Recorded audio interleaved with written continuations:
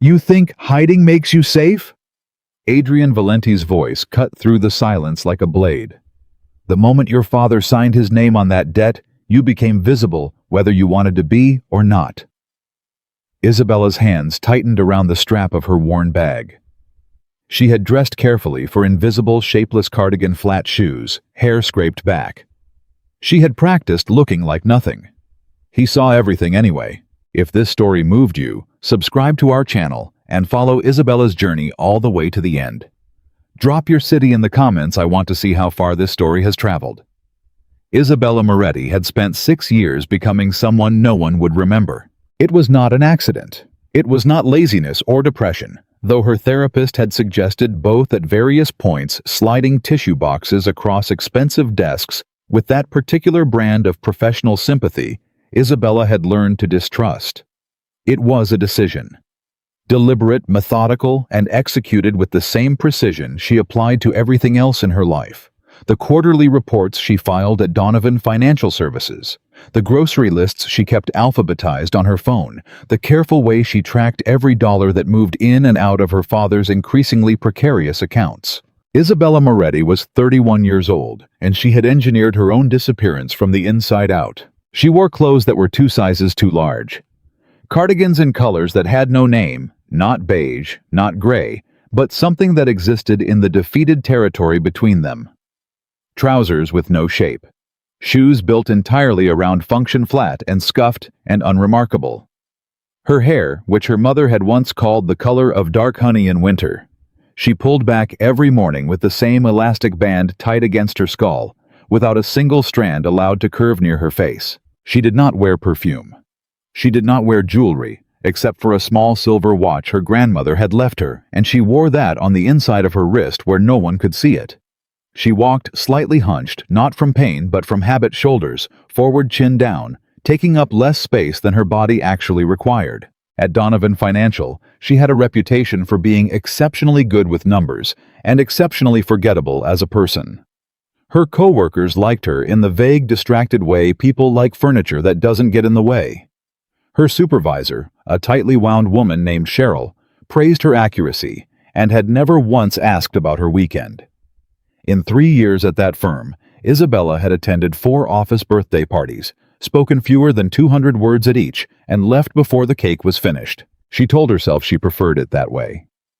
On a Tuesday morning in late October, the kind of cold gray morning that Chicago delivered like a warning rather than a season, Isabella's phone buzzed on her desk at 9:47 in the morning, and her father's name appeared on the screen, and something in her chest dropped. Marco Moretti only called during business hours when something had gone wrong. She stepped into the stairwell to answer. Isabella. His voice came through cracked and thin, like a man who had been awake all night and didn't want to admit it. I need you to listen to me carefully. Dad. She kept her voice level. What happened? It was not a question. She already knew it was something that would require a level tone to survive. There was a long pause, long enough that she heard him exhale through his nose twice, the way he did when he was searching for words that could make something terrible sound manageable. I borrowed money, he said finally. About 2 years ago, from a private investment group. Isabella pressed her back against the cold concrete wall. How much? Isabella. How much, Dad? Another pause. $750,000. The number landed in her chest like something physical. She did not speak. I know, he said quickly. I know. I was going to use it to save the restaurant. You remember the kitchen fire in 2021? The insurance took 14 months to process, and by the time they paid out, we were already behind on everything. I borrowed to cover the gap. I thought I could pay it back within 18 months. You thought wrong. The silence between them was not unkind. It was simply the space that opens up when 2 people know each other well enough to stop pretending. Who did you borrow from? Isabella asked. Marco Moretti was quiet for too long. Dad. Her voice dropped. Tell me who you borrowed from. A man named Adrian Valenti. Isabella knew that name. Everyone in Chicago who paid any attention to the movement of money below the visible surface of the city, knew that name. Adrian Valenti was not on the Forbes list. He was not featured in the Tribune's business section. He was not discussed at networking events or charity galas, at least not with his name attached directly to anything.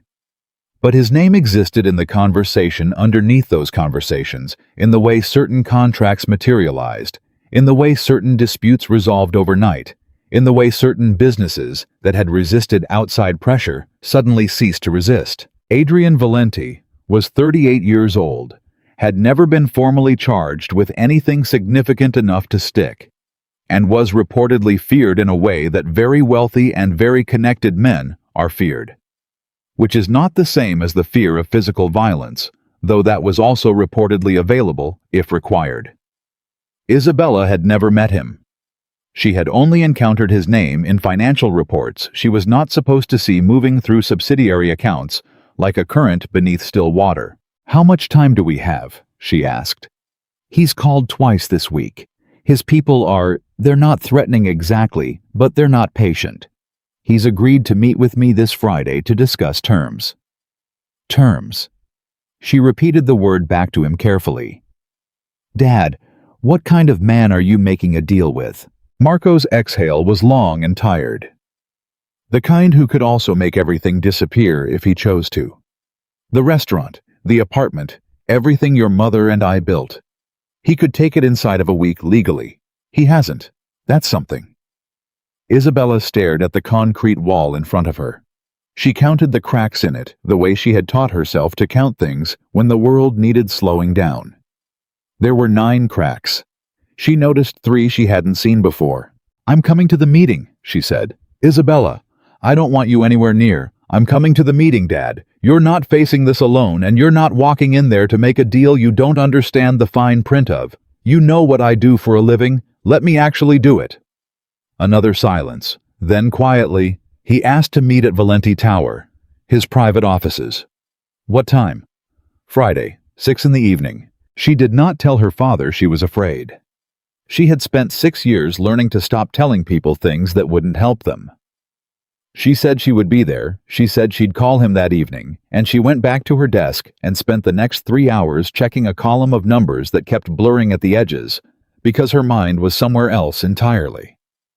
Isabella spent the rest of the week preparing the way she prepared for everything, with research documentation and a complete suppression of whatever emotion threatened to make her less effective. She pulled everything publicly available on Valenti Enterprises. There was more than she expected. Legitimate holdings in commercial real estate, restaurant hospitality, private logistics, financial consulting. A portfolio that on paper was the picture of disciplined diversification.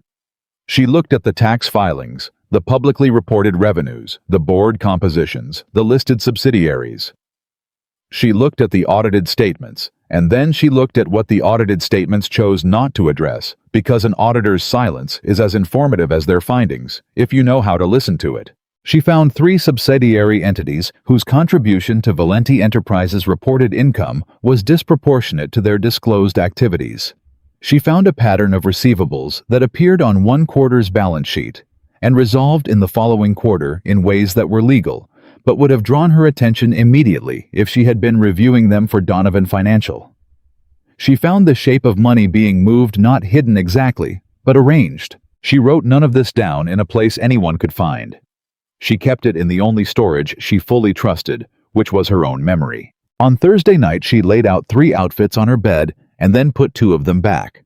The third was the one she would have worn to any ordinary client meeting, slightly too large at the shoulders, the kind of professional beige that photographed as gray flat shoes her hair up. She added her grandmother's watch to the inside of her wrist and then looked at herself in the bathroom mirror for a long time. The woman in the mirror looked like someone who processed spreadsheets and ate lunch at her desk. Which was, she reminded herself, exactly the point. She had learned at 25 what attention cost. She had been beautiful then in a way she didn't fully understand, and hadn't asked for her mother's bone structure, her father's dark eyes, the kind of face that rooms noticed when it entered. She had been engaged to a man named Daniel Croft, who was handsome and charming, and who had over the course of 3 years systematically dismantled her sense of self in a way she hadn't recognized until it was nearly complete. Daniel had loved her face. He had wanted to own it. He had been jealous of the way strangers looked at her, and then resentful of it, and then punishing about it, and then she had left him and rebuilt from whatever was left. The rebuilding had included the clothes, the posture, the silence. She wasn't proud of the architecture, but she was still standing inside it, which had to count for something. She turned off the bathroom light and went to bed.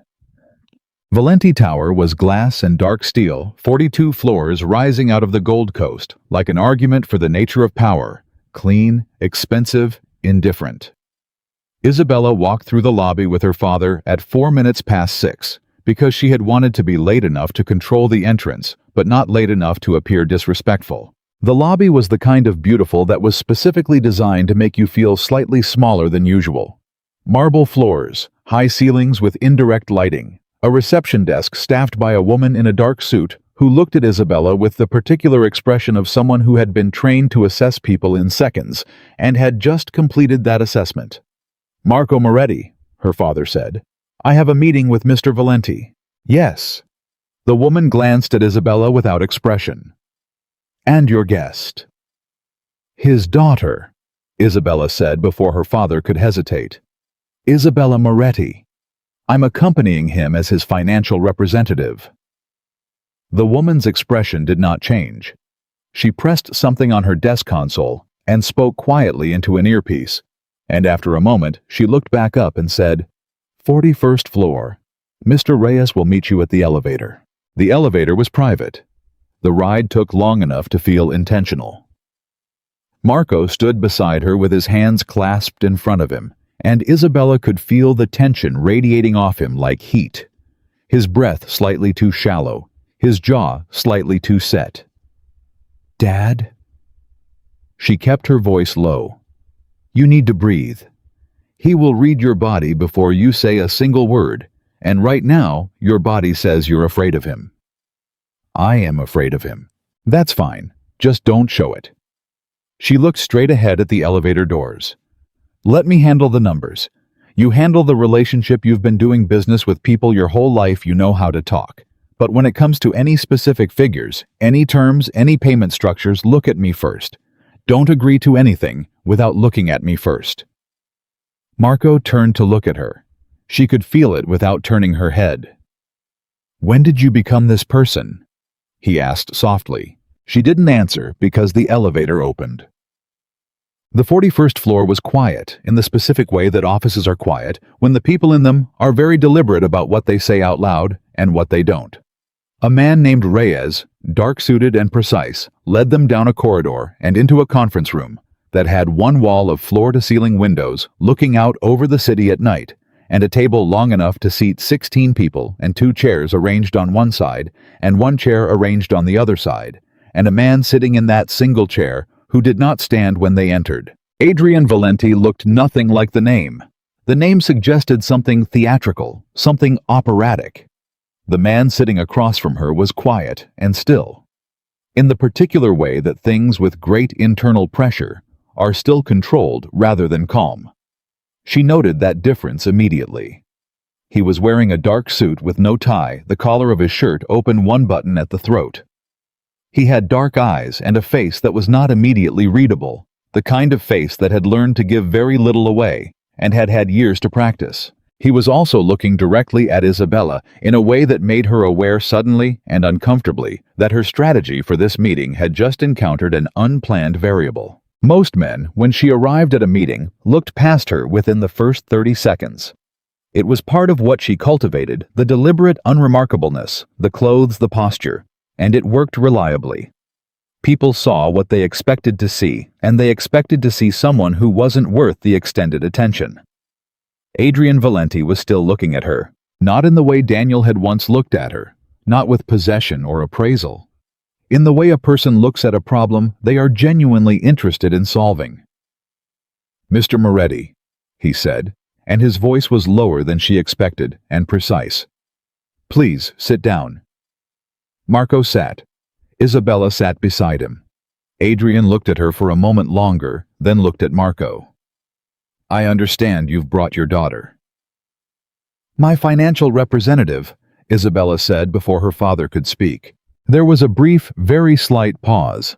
Not the pause of someone surprised. The pause of someone recalibrating. Isabella Moretti, Adrian said. Not a question. You work at Donovan Financial Services, senior analyst. She kept her expression neutral. You looked me up. I look everyone up. He looked at her in that same direct, unhurried way. I also pulled your published thesis from your graduate program. International Corporate Financial Restructuring with a specific focus on subsidiary accounting irregularities. A pause. That's a very specific area of interest. Something tightened in her chest. He had not just looked her up. He had read her academic work. He had done that before she walked into this room. My father has asked me here to ensure that any terms discussed this evening are ones he fully understands, she said, keeping her voice level. That's the scope of my involvement. Is it? He said this with the inflection of someone who didn't quite believe it, but wasn't yet ready to say so. Marco cleared his throat. Mr. Valenti, I want to apologize first for the delay in Mr. Moretti, Adrian said, not unkindly.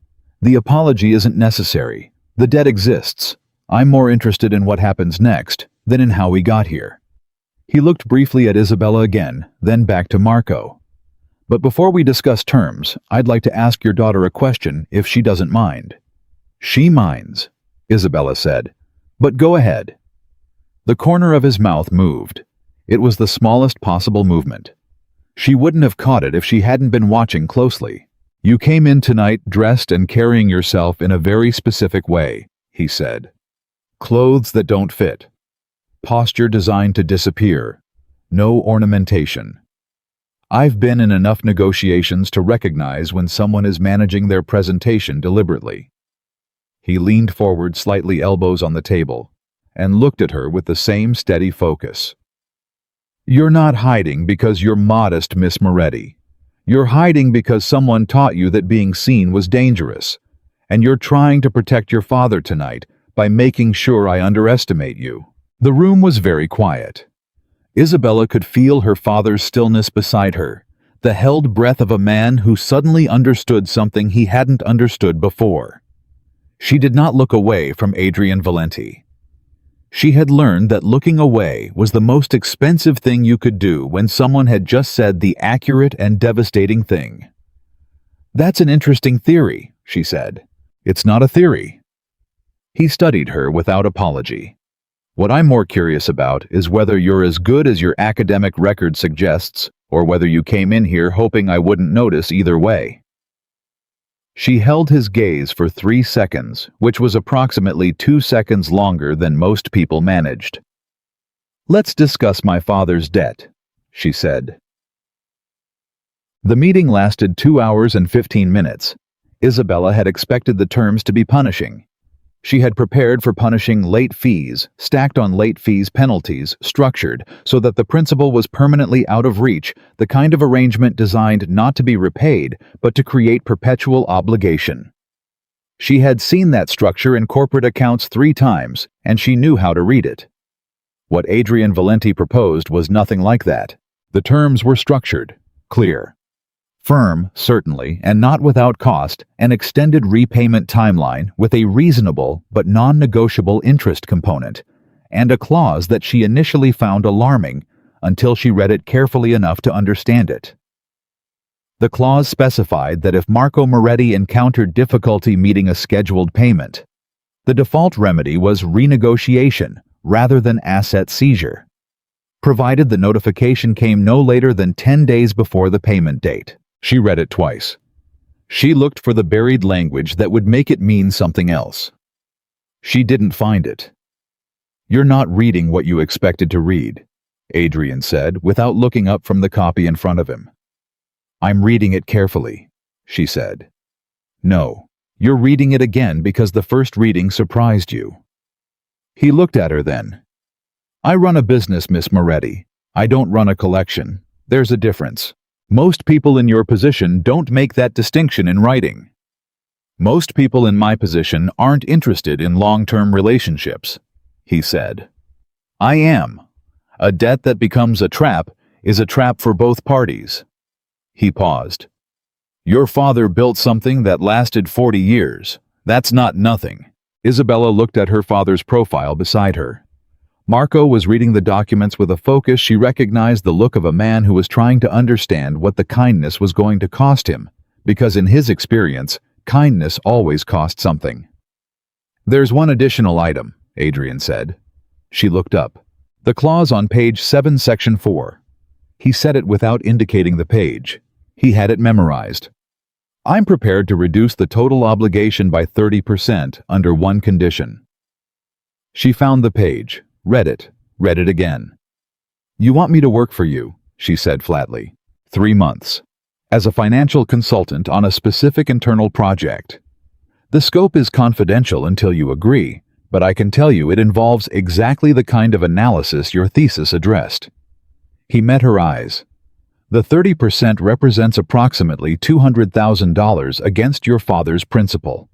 I'm not trying to coerce you. I'm offering you a negotiation. Beside her, Marco said very quietly, Isabella, you don't have to. I know I don't have to, she said. To Adrian, what's the project? I have reason to believe there are significant financial irregularities occurring within 3 of my subsidiary entities. He said it with the calm of someone reporting weather. Someone in my organization is moving money in ways that shouldn't be possible without access I haven't authorized. I need someone who can look at the numbers without being part of the political structure that generated them. Isabella was quiet for a moment. You're asking me to audit your own books to find someone inside your organization who's stealing from you. Not exactly stealing, he said. Repositioning. In a way that if it continues will create significant exposure for the entire enterprise. A pause. And for the people associated with it. She understood the weight of that last sentence. She didn't ask him to repeat it. I'd need full access to the subsidiary account structures, she said. Historical data going back at least 4 years. All transaction records, including internal transfers. I won't work with anything redacted. Agreed. And I'd need to work independently. No oversight from your existing financial staff. I'll report findings directly to you and no one else. Also agreed. If I find something significant, I need the ability to document it in a way that is legally defensible. He looked at her for a moment. Something shifted in his expression, not much, but enough. You're already thinking about what happens if what you find is bigger than the accounting problem. I'm always thinking 3 problems ahead, she said. That's what you'd be paying for. There was a silence in the room that felt different from the silences before it, less formal, more like 2 people who had just stopped performing for each other. Then we have a basis for an arrangement, he said. Isabella looked at her father. Marco was watching her with an expression that was equal parts pride and something she couldn't quite name. Not fear, exactly. More like the particular love of a parent who watches their child do something they recognize as brave. She looked back at Adrian Valenti. I'll need the preliminary data before I commit to the 3 months, she said. Give me 1 week to review it. If I can see a clear path to finding what you're looking for, I'll agree to the full timeline. 1 week, he said. Reyes will send the preliminary package to whatever secure channel you specify. I'll specify it tomorrow morning. She began gathering the documents in front of her. And Mr. Valenti. He waited. I'm not doing this to disappear into your organization, she said. I'm doing this to help my father, and then I'm going back to my life. I want that to be clearly understood. He looked at her for a moment. Perfectly understood, he said. For now. She did not ask what he meant by that. She filed it instead in the part of her mind she kept for things she would need to understand later. The week that followed was the strangest of Isabella's adult life, and that included the years she'd spent rebuilding herself from the ground up after Daniel. The preliminary data package arrived Thursday morning via encrypted transfer, and Isabella spent 12 hours over the following 2 days going through it with the particular focus that took over her mind when numbers started telling a story she hadn't expected. The story they were telling was serious. 3 subsidiaries, Two of them appeared entirely normal on first review routine. Transaction patterns, expected revenue cycles, nothing that would flag in a standard audit. But the third, a logistics consulting entity called GV Transit Solutions, showed something she had to look at twice before she was certain of what she was seeing. Not because it was obvious, because it wasn't. GV Transit Solutions was generating revenue. Real revenue from real clients moving through the books in entirely defensible ways. But at intervals of roughly 11 weeks, a portion of that revenue, not a large portion, never more than 8% of a given quarter, was flowing out through a chain of intercompany invoices that terminated in a subsidiary she hadn't been given data on. The subsidiary was named simply ENCT Holdings. She searched every public database she had access to.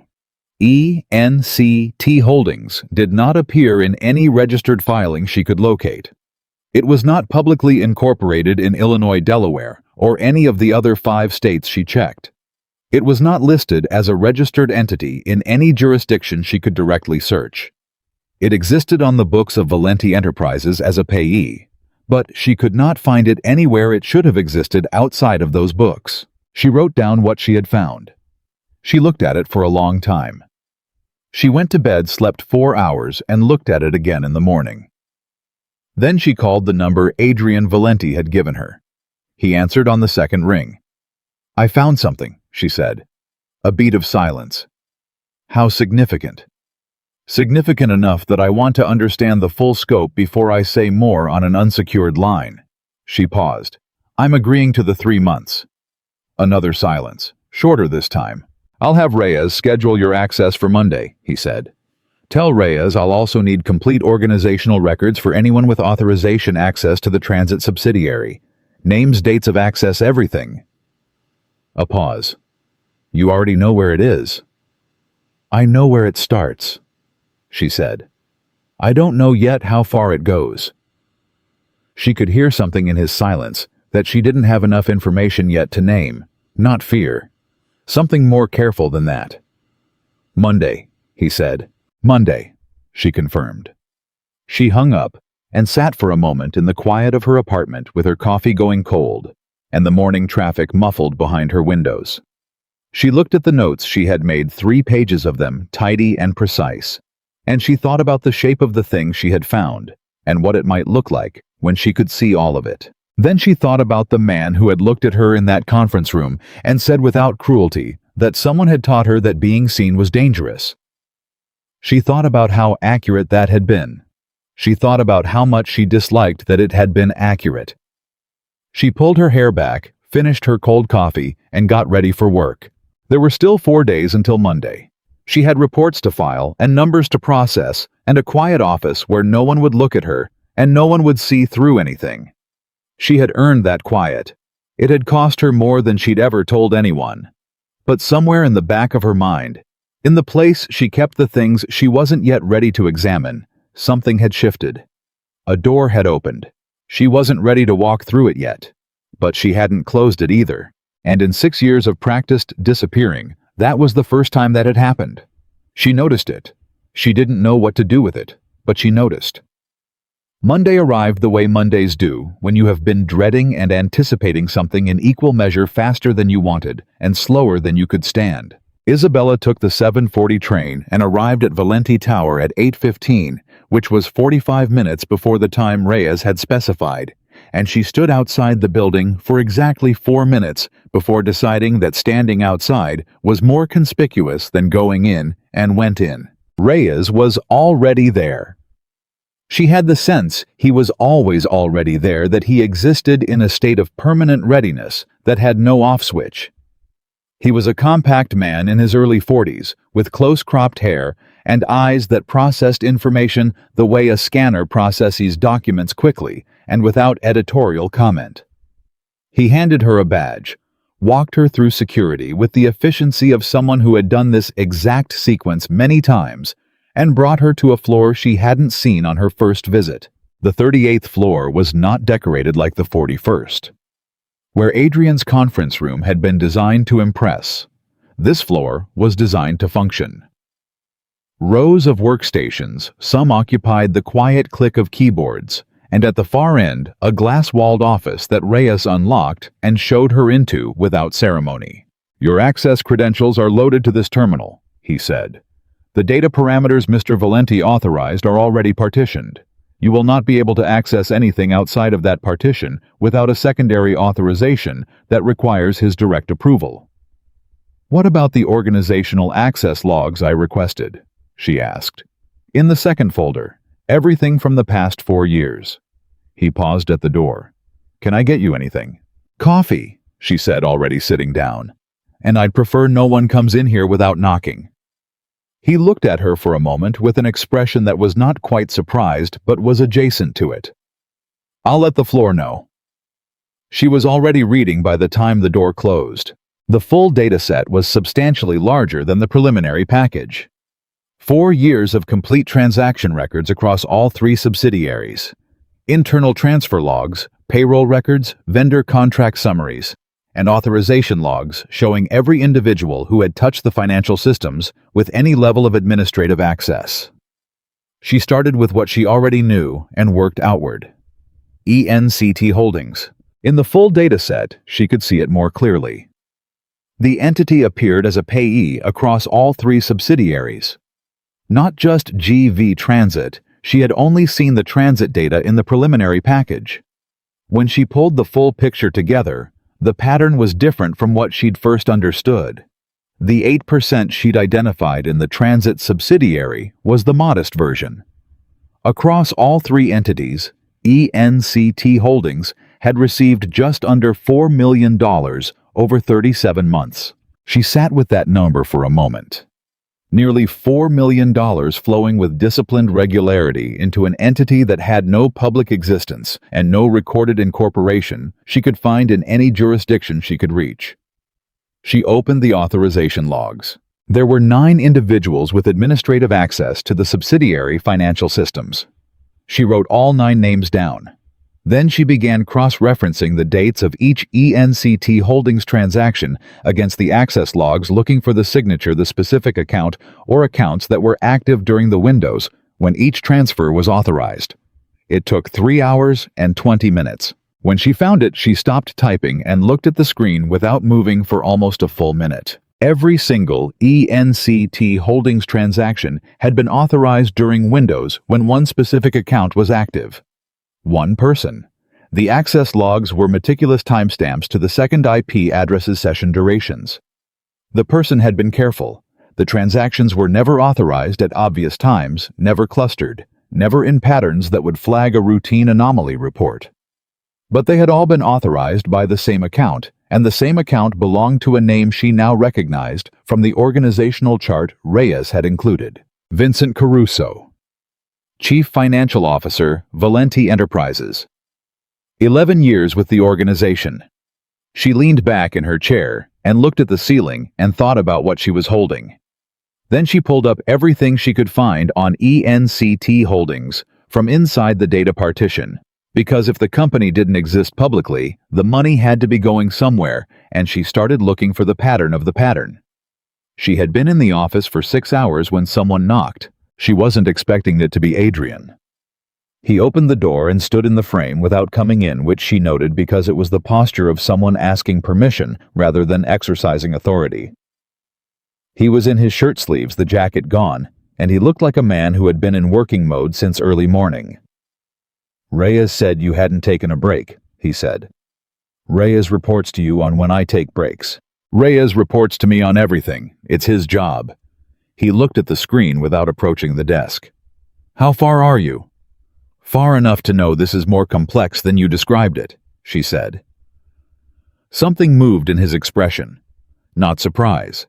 More like the particular tension of someone who had hoped to be wrong about something and has just confirmed they weren't.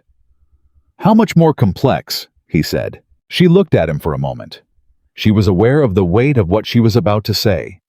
Not the words themselves, but the structure they were part of.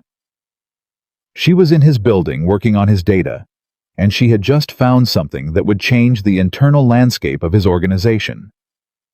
She was not fully inside his world, but she was no longer fully outside it either.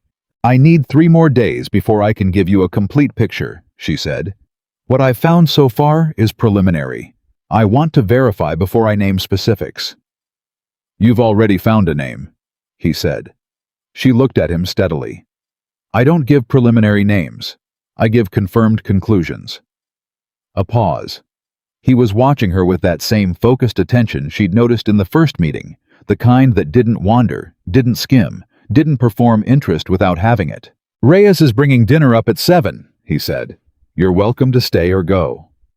"I'll stay," she said, and turned back to the screen. He was quiet for a moment. Then, "Does it bother you being in here?" She looked at him over her shoulder. "Being in your building. Being surrounded by something that doesn't match the life you designed." She turned back to the screen. "I'll let you know when I finish the analysis," she said. She heard him leave. She listened to the quiet after the door closed, and then she went back to work. 3 days turned into 5, because the further she went, the more she found. ENCT Holdings was not a simple skimming operation. It was constructed. Someone had built it with patience, not the impatience of someone grabbing cash in the moment, but the long, disciplined patience of someone who intended for it to never be found. The entity itself was buried in a layered structure of shell registrations that traced back eventually to a nominee directorship in Cyprus, which then pointed to a beneficial owner she could not access from inside Valenti's own data. But she didn't need the beneficial owner yet. She needed the internal structure first. She found it on the 4th day, and what she found made her sit very still for a long time. The payments to ENCT Holdings were not purely extraction. They were also instruction. Embedded in the transaction metadata in fields that were intended to carry routing information and nothing else were codes. She almost missed them. They looked like standard internal reference strings, the kind of alphanumeric sequences that populate back-end financial systems without meaning anything to a human reader. But she had spent 8 years learning how those systems worked, and when she looked at the sequences carefully, she saw that they were not random and they were not internal reference codes. They were communication. Someone was using the financial transfer system to pass information. The codes were not complex once she understood what she was looking at. They were a substitution structure straightforward enough that they had been designed to be quickly read, not to resist sophisticated analysis. She broke the structure in 4 hours and began decoding. What they said was worse than money. The codes contained operational information, not financial data. Operational data shipment windows, contact identifiers, timeline markers. Someone inside Adrian Valenti's financial infrastructure was using the money movement to communicate with an outside party, and the communications related to something that had nothing to do with accounting. She stopped decoding at the point where she was certain of what she had, and printed nothing, and wrote nothing that wasn't encrypted, and sat in the office alone at 11:30 at night with the particular feeling of someone standing on the edge of a thing that is much larger than they were handed. She called Adrian. He answered in 2 rings. "I need to talk to you tonight," she said. "Not tomorrow. Tonight." The pause was exactly 1 second. "I'll be there in 20 minutes. He was there in 14. She told him what she had found in the order she had found it, the pattern, the entity, the authorization trail, and then carefully the codes. He sat across from her in the office, the city dark behind the windows, and listened to all of it without interrupting. She had noticed this about him in the first meeting. He did not interrupt. Most people of his type, in her experience, interrupted. They processed information by speaking it back, reshaping it, asserting control over it. Adrian sat with information and let it settle into him before he moved. When she finished, he was quiet for almost 30 seconds. "You decoded the communication strings," he said finally. "Yes." "And what they contain is operational?" "Yes." "Specifically?" He looked at her. "Specifically what?" "Shipment windows and contact references that align with Valenti Logistics' schedule over the past 18 months, she said. "Someone has been passing your operational logistics timeline to an outside party through what appears to be routine financial transfers." Adrian stood up. He walked to the window and stood with his back to her, looking out at the city below. And she watched the lines of his shoulders and the way his hands were loose at his sides rather than clenched, and understood that this was a man who had learned to manage extreme anger the same way she had learned to manage extreme fear by controlling the surface while something much larger moved underneath. "How long?" he said to the window. "The earliest communication string I can identify with confidence is 31 months ago," she said. He was silent. "Adrian." She used his name without deciding to. "I need to know something." He turned back. His face was composed in a way that she now understood took significant effort. "I need to know if you want me to document this in a way that's usable," she said. "What I have is enough for a private confrontation. It is not yet organized in a way that would withstand external scrutiny. If you want the second, I need more time, and I need to understand what you intend to do with it." "What would you recommend?" he said. It was not the question she had expected. She sat with it. "I'd recommend the documentation," she said. "Whatever you do internally is your decision, and I am not in a position to have a position on it. But the outside party receiving this information is unknown to me. That means there's an exposure you can't fully calculate yet, because you don't know what's been done with what they received." He looked at her for a long moment. "You're thinking about the implications beyond the immediate problem." "I'm always thinking about the implications beyond the immediate problem," she said. "That's what you hired me to do." Something shifted in his face. Not softening exactly, more like a layer coming off the performance layer, the one that was calibrated for the room he was in. What was underneath it was more complicated than she'd expected. Not harder, more real. "The name," he said quietly. "I told you I don't give preliminary names." "You have enough to be certain." She looked at him steadily. "I have enough to be 94% certain based on access log correlation. I want a second verification pass before I give you the name, because the alternative, if I'm wrong, is not something I'm willing to be responsible for." He was quiet. Then, "How long?" 24 hours. "You'll have whatever you need." She nodded and began closing down the active windows on her screen, saving her work in the encrypted partition. She was aware of him still in the room, of the specific weight of a person's presence when they are under genuine stress, and managing it visibly. She had felt that presence before in other meetings, other rooms. She had never felt it in a way that made her want to do something about it. She filed that observation in the section of her mind she kept for things she wasn't ready to examine, and kept closing windows. "Go home," he said. "Get some hours of sleep. The work will be here tomorrow." "I was planning to." "Were you?"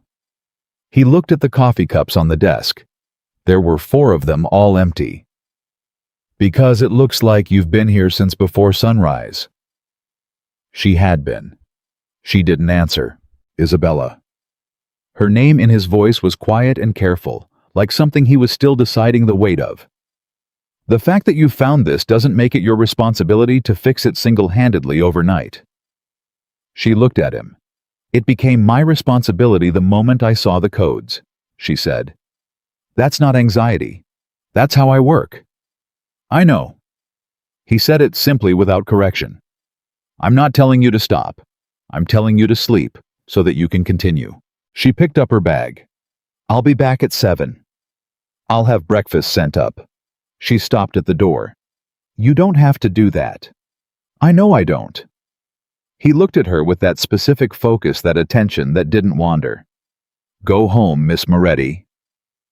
She went. She took the train home through the dark city with her bag on her lap and her hands folded on top of it, and she looked out the window at the lights moving past, and she thought about Vincent Caruso, and 31 months and $4 million, and operational codes embedded in routing strings.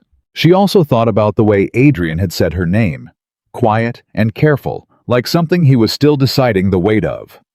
She told herself it was professional attention. She had been in enough negotiations to know what professional attention looked like. She thought about it the rest of the way home. The 24 hours she had requested produced the confirmation she needed, and the confirmation was worse than 94%. It was 100%, and it came with something she hadn't expected. She had spent the morning running the second verification pass, a different methodology approaching the correlation from the transaction side rather than the access log side to see if the pattern held from both directions. It held. Every ENCT Holdings transaction, viewed from either angle, pointed to the same account, the same authorization signature, the same person. Vincent Caruso, 11 years, CFO. But the additional thing she found came from a cross-reference she almost hadn't run. The organizational records Reyes had included contained personnel files, not confidential HR data, but the kind of internal organizational history that tracked promotions, project assignments, and reporting relationships. She had scanned them briefly on the first day and set them aside as background context. On the morning of the second verification, something made her pull them back out. She wasn't sure what had prompted it. Sometimes analysis worked that way. The mind tracked something peripheral that the conscious attention hadn't processed yet. She had learned to follow those tracks. She pulled Caruso's organizational history and found what she hadn't been looking for: a project assignment from 3 years ago. An internal task force formed to evaluate the restructuring of Valenti's logistics subsidiary. 7 members. Caruso had chaired it. She looked at the other 6 members. One of them was named Dario Valenti. She sat with that for a moment. Then she pulled the organizational chart again and looked for Dario Valenti, and found him listed as a non-executive director of the parent company, Adrian's younger brother, with a formal role that described him as a senior strategic advisor. She looked back at the task force records. The task force had existed for 9 months. It had produced a restructuring recommendation that had been implemented. During its operation, Caruso and Dario Valenti would have had direct and regular access to every element of the logistics subsidiary's operational structure. The first ENCT Holdings transaction occurred 4 months after the task force concluded. She was very still for a long time. She thought about what she was holding. She thought about what it meant to bring this to Adrian. The financial fraud was one thing. The access logs, the communication codes, the external party that was already significant. But this connection, the organizational overlap, the timing, the specific nature of what the task force had access to, this was something that would not end with the removal of one employee. If Dario Valenti had been involved, then the person Adrian might need to confront was not only inside his organization, but inside his family. She thought about calling him. She thought about waiting. She thought about the 94% she had been so careful about 24 hours ago and the 100% she had now, and what the additional percentage point actually meant for a man who had spent 11 years trusting his CFO, and presumably his entire life navigating whatever he had with his brother. She made her decision. She went upstairs to the 41st floor without going through Reyes. She knocked on the outer office door, and the assistant inside looked at her with the expression of someone about to explain that you needed an appointment, and Isabella said, "Please tell him it's Isabella Moretti. I have the results he's waiting for." She was shown in within 2 minutes. Adrian was on a call. He looked at her when she entered, read something in her face, and said into the phone, "I'll call you back in an hour," and hung up. "Sit down," he said. "I'd rather stand," she said. He looked at her for a moment. He stood too. "Tell me," he said. She told him. She gave him the full picture, the second verification, the 100% confirmation, Vincent Caruso's name spoken plainly, and then the organizational records and Dario Valenti's name spoken more carefully, but spoken. She watched his face while she talked. She did not look away because she had decided before she came in that she owed him the directness of her own eyes when she delivered something this significant, and she did not flinch. He listened to all of it. When she finished, he was quiet for a duration she couldn't put a number on. She watched him process it, not the emotional processing, which would take longer than this room and this moment, but the strategic processing, the part of him that had built an empire through intelligence, and was now receiving information that the empire had a fracture running through its foundation. "My brother," he said finally, not a question, just the shape of it in the air. "I'm not certain of his direct involvement," she said. "I'm certain of the overlap and the timing. I can't access anything that confirms his role directly. The external party, ENCT Holdings' is true ownership, what was done with the operational information. What I have is circumstantial, but it's the kind of circumstantial that suggests you need to ask the question. I know the difference between circumstantial and coincidence, he said quietly. This isn't coincidence. She didn't answer. There was nothing to add to that. He turned away from her, and she heard his exhale slow and controlled, and she understood that she was witnessing a man who was doing the very difficult thing of holding the personal and the operational in separate hands, because collapsing them in this moment would cost him the clarity he needed. Does anyone else know? He said. No one. You haven't documented it in anything that's stored outside this system. Everything I've done is in the encrypted partition on the 38th floor. Nothing is outside this building. He turned back. His face had settled into something she recognized, not calm, but the decision that produces the appearance of calm. I need two things from you, he said. Tell me. I need you to finish the documentation. Everything. Not just what's legally defensible in a corporate context. Everything you found, the sequence, the methodology, the conclusion, written in a way that someone without your specific expertise can understand and follow. And the second thing. His eyes held hers. I need you to continue coming in. She looked at him for a moment. You think this isn't finished? I think when someone is running an operation this long and this complex, and they've been doing it without being caught, they have contingencies, he said. I think if they sense the ground shifting, they will move. And I think the most dangerous moment in the next 2 weeks is the one right before I act on this, when they realize someone has found what they've been doing. She understood what he was saying without him saying it directly. The most dangerous moment for her specifically. I can finish the documentation by Friday, she said. I'll have a car arranged for you, coming and going. That's not necessary. It is, he said with a quiet finality that was not autocratic exactly. It was the finality of someone who had just calculated a risk she wasn't fully calculating herself. This is my problem that has extended into your life. The least I can do is manage the perimeter of it. She looked at him. Your problem became my problem when I decoded those strings, she said. I understood what I was agreeing to. Did you? He studied her with the focus that she was starting to recognize as simply the way he looked at things he considered important. Because 3 weeks ago, you came into this building trying to look like someone I wouldn't notice, and now you're standing in my office telling me you've found evidence that someone I've known for 11 years has been systematically betraying everything I built.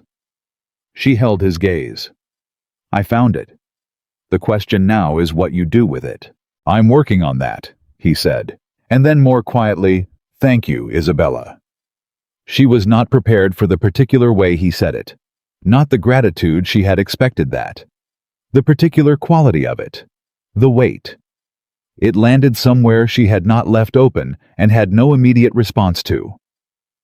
Friday, she said, and left before the silence between them could become something she'd have to think about on the train ride home. She thought about it on the train ride home. She thought about a man who had listened to information that should have cracked something in him, and instead had gotten very still and very focused and asked for more time. She thought about the way he had said her name on the first night, quiet and careful, like something he was deciding the weight of, and the way he had said, thank you just now, which had a different quality entirely, something she didn't have the right word for yet. She pulled her coat tighter and looked out the window at the city moving past and told herself she was doing a job. She had agreed to 3 months to reduce her father's debt. She was 2.5 weeks in, and she had found something significant, and she would document it thoroughly, and at the end of 3 months she would return to her quiet life and her spreadsheets and her oversized cardigans and her carefully maintained invisibility. That was the plan. She had had plans before that made complete sense on a train at night and were significantly more complicated by the time morning came. She got home. She made tea. She sat at her kitchen table with the tea cooling in front of her, and she thought about Vincent Caruso's 11 years, and Dario Valenti's task force, and the $4 million, and the codes, running like a secret river through the body of the financial system. She thought about what would happen when Adrian moved. She thought about what would happen to her when he did. She was not afraid of the work. The work was the clearest thing she'd encountered in a long time. Clean problems, logical structures, conclusions that followed from evidence. She was good at the work, in the way that some people are good at things they were built for, without quite understanding why. What she was less certain about was the territory outside the work. The car he was arranging. The way he'd looked at her. The particular quality of his attention which did not feel like the attention of an employer reviewing a useful employee. She had been careful for 6 years about attention. She had engineered her life to deflect it. She had not engineered anything that addressed the specific problem of a man who looked at her like he was reading something important and had not yet reached the last page. She drank her tea. She went to bed. She lay in the dark for 40 minutes, which was 39 minutes longer than it normally took her to fall asleep. And then she did, and the last thing she was aware of before she went under was the particular sound of Adrian's voice saying her name. She told herself it was just her mind processing the stress of the day. She was not entirely certain she believed that. But morning was coming, and Friday was 3 days away, and she had a document to write that would define the next significant chapter of a man's life. She would write it well. She wrote everything well. It was, she had decided a long time ago, the most reliable thing about her. She held on to that on the way into sleep, and it held. The document took her until Thursday at 2 in the morning to finish. She had written financial analyses before, hundreds of them, across 8 years of professional work, and she knew the difference between a document that was technically accurate and a document that was true. Technical accuracy meant the numbers were right, the citations were correct, the methodology was sound. Truth meant that a person with no background in financial forensics could read what she had written and understand not just what had happened, but how it had been designed to never be found. She wrote the second kind. She wrote it in the same way she had learned to write everything important, without ornament, without abstraction, without the kind of professional language that protected the writer more than it informed the reader. She wrote the sequence from the beginning. The first anomalous transaction, the creation of ENCT holdings, the authorization pattern, the communication codes and what they contained, the timeline, the organizational overlap, and finally carefully, and without overstating what she could confirm, the connection to Dario Valenti. When she finished, she read it through once from the beginning. Then she encrypted it, stored it in the partition, and sent Adrian a single message. Document is complete. I'll be in at 8. He replied within 3 minutes, which meant he was also awake at 2 in the morning, which told her something she filed alongside the other things she was accumulating about him, without quite meaning to. She was in at 7:45. He was already on the 38th floor when she arrived, standing at the terminal she used, reading what she had written. She had given him the access key in the message. She set her bag down and poured coffee, and did not speak because she had learned that people reading important things needed the silence to read in. He finished in 22 minutes. He turned around, and she looked at his face and read it the same way she read numbers, not for what it was showing, but for the structure underneath what it was showing. What she saw was a man who had known for years that the world around him was not entirely trustworthy, who had built systems of control and verification specifically because he had been betrayed before, and who had just been handed confirmation that his systems had not been sufficient.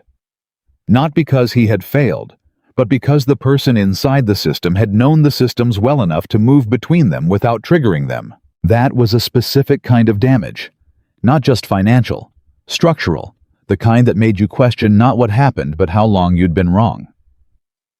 "There's something I need to tell you before we discuss next steps," he said. She looked at him. "Tell me." "When I hired you, I told you I had reason to believe there were irregularities in the subsidiary accounts." He paused. "That was accurate, but incomplete." She waited. "I already knew Caruso was the source. I had enough to be 90% certain from my own internal review. What I didn't have was the full picture, the external entity, the communication structure, and the—" He paused on this, and she heard it. The half-second, where the personal weight of the next word made itself known, the connection to my brother.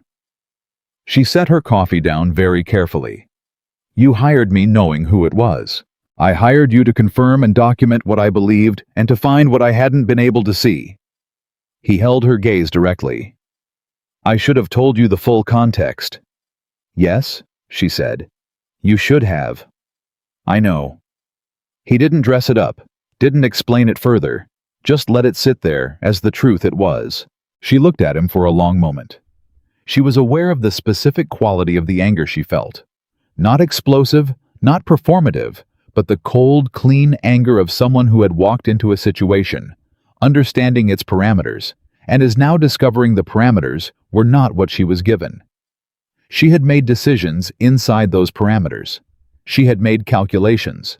Were you ever concerned, she said carefully, that giving me the full context might have changed my decision to take the work? Yes, he said. And you made the call anyway. I did. And I'm telling you now, because you've delivered what you found in full and without filtering, and you deserved the same from me.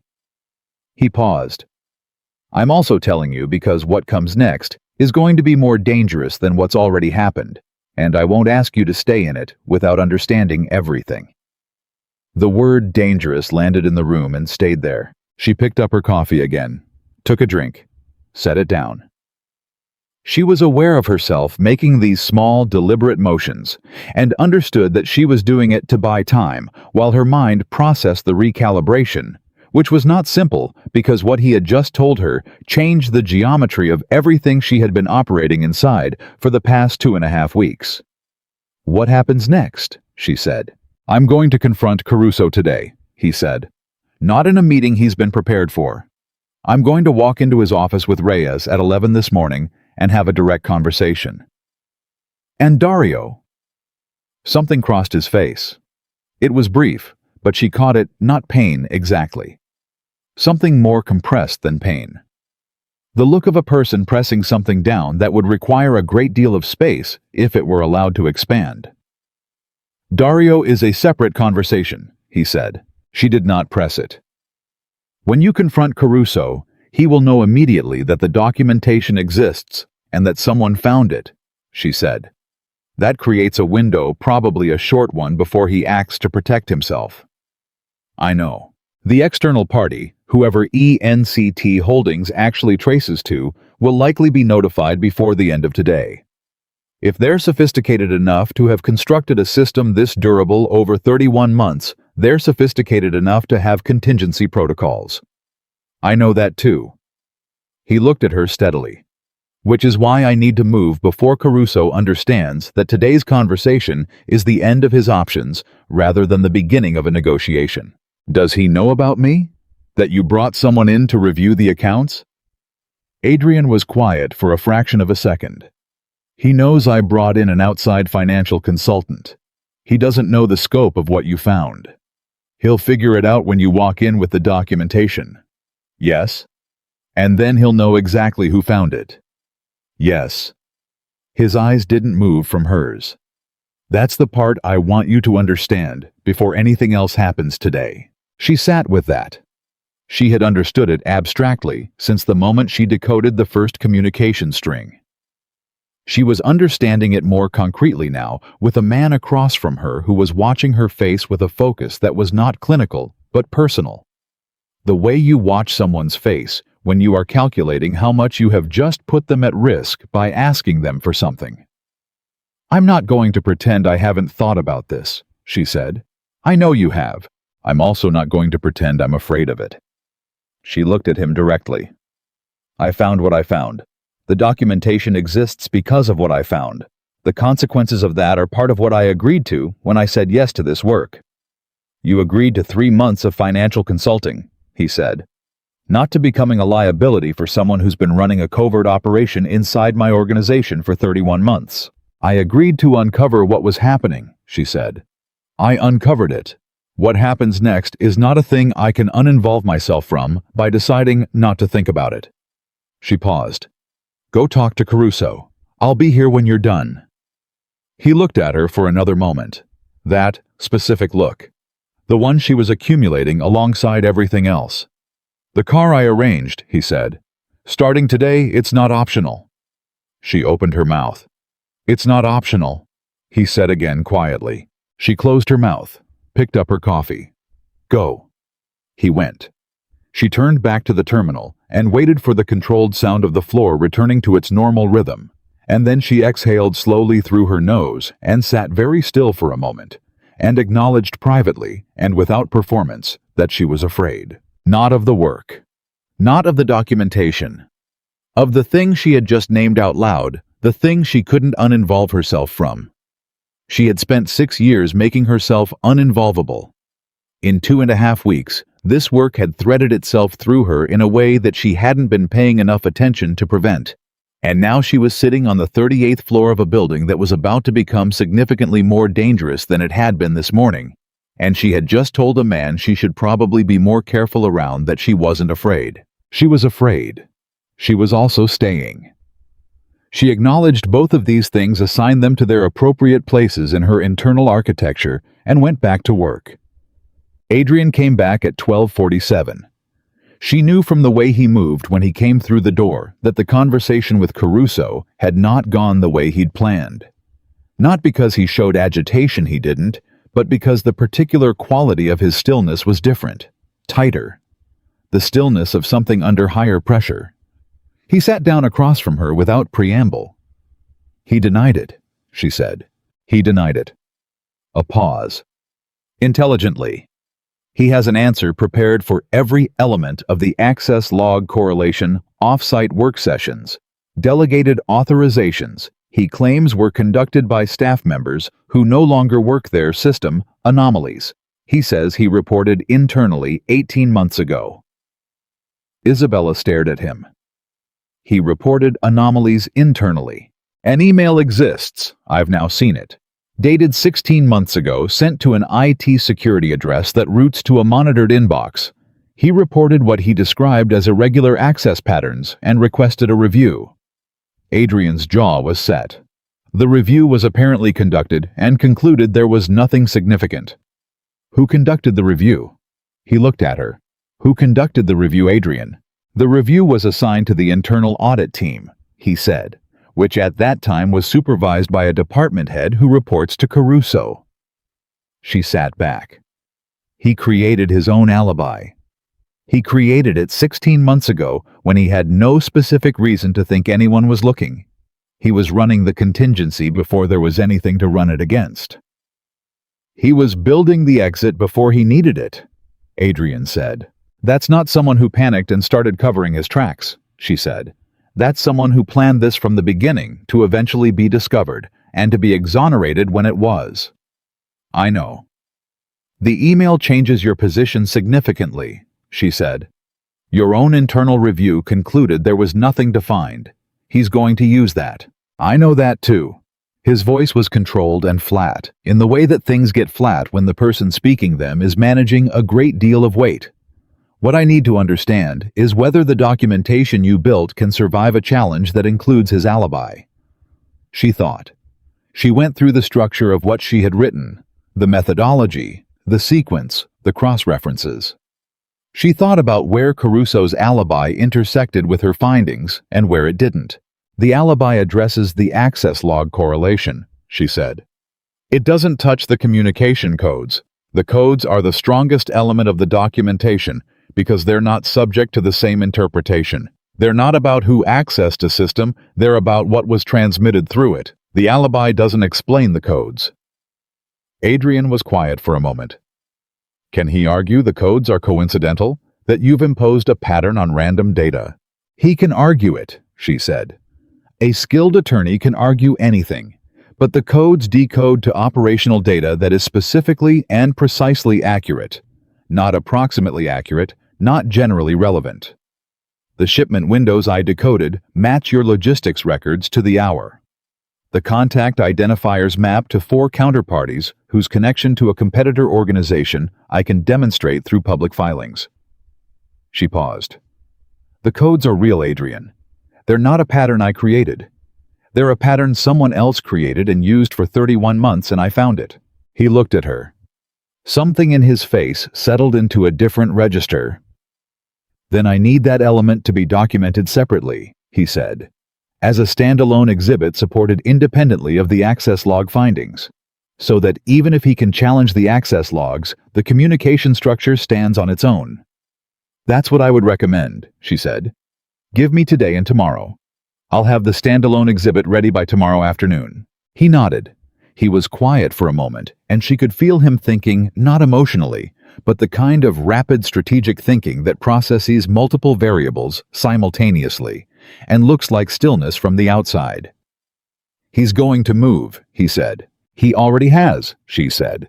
"He walked out of that meeting knowing that even if he believes his alibi covers the access logs. He now knows the ground has shifted. He'll notify whoever is on the other end of those communication codes inside the next few hours." "Reyes is managing his communications," Adrian said. "He doesn't know that yet." "That buys you time, but not much." She looked at him. "What about Dario?" His face did something careful and controlled. "I spoke to Dario this morning, before the Caruso meeting." She waited. "He denied any knowledge of ENCT holdings or the financial irregularities." A pause that carried weight. He was convincing. Was he truthful? The silence lasted long enough to be its own answer. "I don't know," Adrian said quietly. "And not knowing it's its own problem." She understood what he meant. The specific damage of not knowing about someone you had trusted completely. The way that uncertainty was in some ways worse than confirmed betrayal, because betrayal at least allowed you to move forward, while uncertainty kept you suspended between the two possibilities indefinitely. She had lived in that suspension once. She knew its exact texture. "I'm sorry," she said. He looked at her, and she saw the very slight shift in his face that meant the apology had landed somewhere real. "It's not your fault," he said. "I know. I'm sorry anyway." He looked at her for a moment longer, and then he stood and said, "I'll have lunch brought up. Don't argue with me about it." She didn't. The standalone exhibit took her through Friday afternoon and into early evening, and when she sent the access key to Adrian at 6:15, she was aware of two things simultaneously: that the work was the best she had ever produced in her professional life, and that something outside the work had been building all week in a way she had not fully addressed. She was packing her bag when her phone rang. Not Adrian's number, a number she didn't recognize. She answered because she had been trained by professional habit to answer unknown numbers during active projects. The voice on the other end was male, unhurried, and completely without identifying warmth. "Miss Moretti," it said. "I understand you've been doing some interesting accounting work at Valenti Tower." She went very still. "I'd suggest," the voice continued, "that whatever conclusions you've reached stay inside that building. What you found was not meant to be found, and people who find things they weren't meant to find sometimes discover that their own situations become unexpectedly complicated." She didn't answer. "Your father's restaurant on Maple Street is a lovely place," the voice said. "He should be careful with the kitchen. Fires can happen so easily." The line went dead. Isabella stood in the silence of the 38th floor for approximately 4 seconds. Then she pressed Adrian's name on her phone, and he answered before the first ring completed. "I just received a call," she said. Her voice was level. She was proud of that. "From an unknown number. The person mentioned my father's restaurant." 2 seconds of silence. "Where are you?" 38th floor, still in the office." "Don't leave, I'm coming down." He was there in under 3 minutes, which meant he had been on this floor or the floor above, and she didn't ask about that because it wasn't the important question right now. He came through the door and looked at her face, and something in his expression tightened. "Tell me exactly what was said," he said. She told him, word for word in order, with the same precision she applied to financial reporting. While she spoke, she watched him listen, and she watched something cold and specific move through him. Not panic, not agitation, but the focused narrowing of someone who has just received information that activates a response they have prepared for without wanting to need. When she finished, he said, "They already know. Caruso moved faster than your communication block, or Dario did." He said it without inflection, and she understood that the saying of it cost him something he wasn't going to show her right now. Your father. Can you reach him? Yes. Call him now. Tell him to close the restaurant tonight. Take your mother to your aunt's place, wherever he goes when he wants to be off the grid, and to stay there until you call him back. You think the threat against the restaurant is real? I think the threat against you is real, he said. The restaurant is leveraged to manage you. The more important threat is the one that wasn't stated directly. She looked at him. They're telling me to stop. They're telling you they know who you are and where your vulnerabilities are, he said. Which means they've had more time since this afternoon than I wanted to give them. He was already pulling out his own phone. Call your father, right now, while I'm standing here. She called her father. Marco answered on the third ring, and the sound of the restaurant in the background, the kitchen noise, the particular warmth of a place full of people eating, made something in her chest constrict in a way she didn't have time for right now. Dad, she said, I need you to listen to me and not ask questions yet. She told him to close tonight. She told him to go somewhere no one expected to take her mother to keep his phone on, but not to discuss where he was going with anyone. She could hear the shift in his voice, the restaurant owner disappearing and the father appearing underneath. And she said, I will explain everything. Tonight is not the night for it. Just go, please. He went. She heard him start talking to his staff manager before he hung up, and she stood in the quiet of the office with the phone still warm in her hand. Adrian was already off his own call. Reyes is sending 2 of his people to the restaurant. They'll follow your parents to wherever they're going and maintain a perimeter tonight. She looked at him. You moved fast. I should have moved faster. He said it plainly without self-pity. I underestimated how quickly they'd respond. That's on me. It's on the people making the threats, she said. It's on both. He looked at her with that steady directness. I need to ask you something, and I need you to answer it honestly. I'll answer it honestly. Do you want to step back from this? She was quiet for a moment. Not because of the threat itself, he said. Because of what the threat represents. These people have now identified you. They know your name, your father's business, which means they've had time to map the rest of your connections. Stepping back doesn't erase that, but it gives you distance from the active center of it. She thought about the voice on the phone, unhurried, completely without warmth, the specific menace of someone who made this kind of call regularly and was good at it. She thought about what it had felt like to stand in the silence after the call ended the 4 seconds before she dialed Adrian, and she was honest with herself about those 4 seconds. They had been 4 seconds of fear, clean and specific and real. She was still afraid. She was not unafraid. No, she said. I don't want to step back. He looked at her. I finished the standalone exhibit this afternoon, she said. It's complete, it's documented, and it can survive a legal challenge. If I step back now, I step back from something that's already done. Stepping back doesn't undo what I found. It just means I'm not in the room when it's used. Isabella, I'm staying, she said. What I need from you is information. Who is on the other end of those communication codes? What organization are we talking about? Because I have been working inside the financial architecture for 3 weeks, and I still don't know who the external party is, and I should know that. He looked at her for a long moment. She watched him make a decision. Sit down, he said. She sat. He sat across from her, and for the first time since she had met him in that conference room 10 days ago, he talked to her not as an employer, briefing a consultant, but as one person telling another person the full truth of a situation. The external party, he told her, was connected to a Chicago-based operation run by a man named Gregor Mattis. Mattis had been attempting to position himself in the same market space as Valenti Enterprises for several years. Not the legitimate holdings, but the shadow infrastructure underneath them, the private logistics networks that moved things through the city that weren't publicly discussable. Mattis had made several direct approaches over the years, all of which Adrian had declined, and the declinations had apparently produced a different strategy. If you can't buy in, you get in another way. Caruso had been recruited. Adrian believed approximately 4 years ago.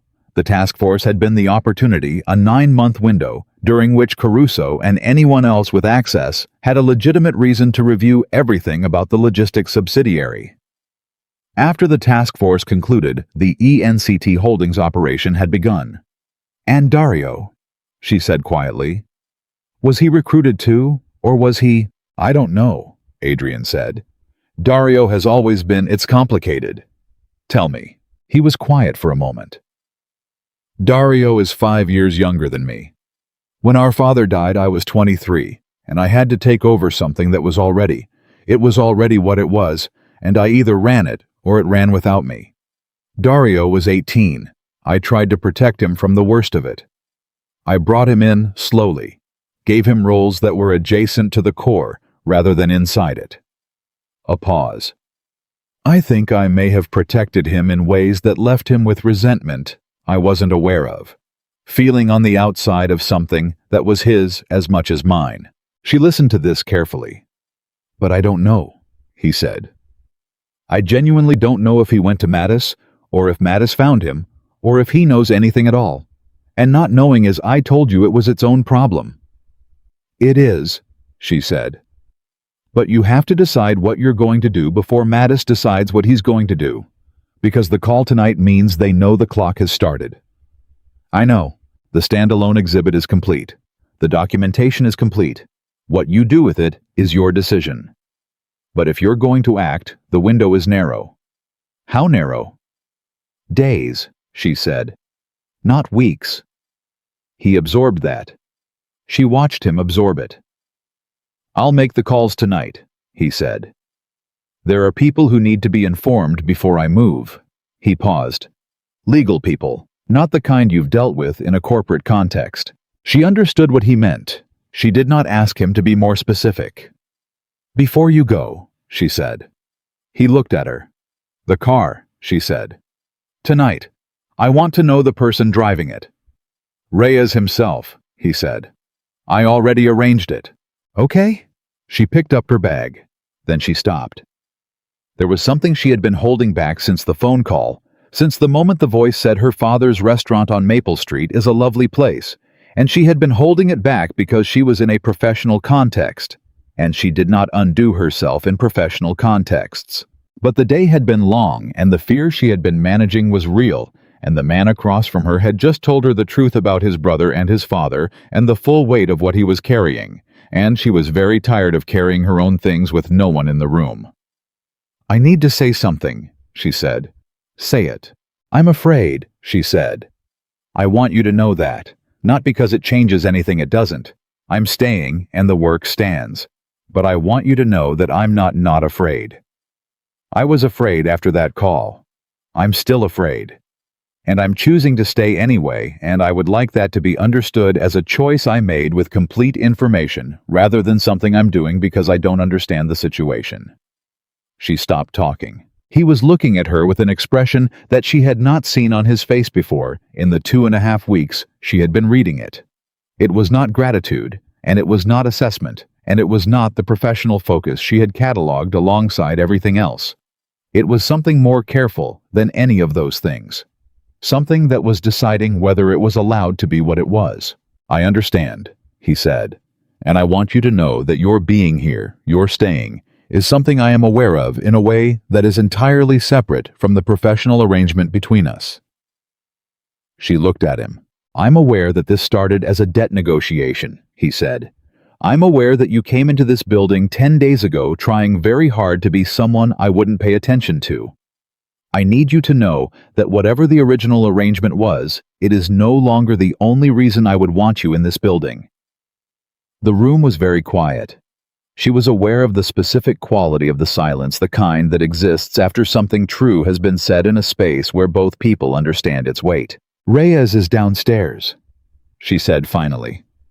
"He is." She moved toward the door. At the threshold, she stopped without turning back. "What you just said," she said. "I heard it." She walked out.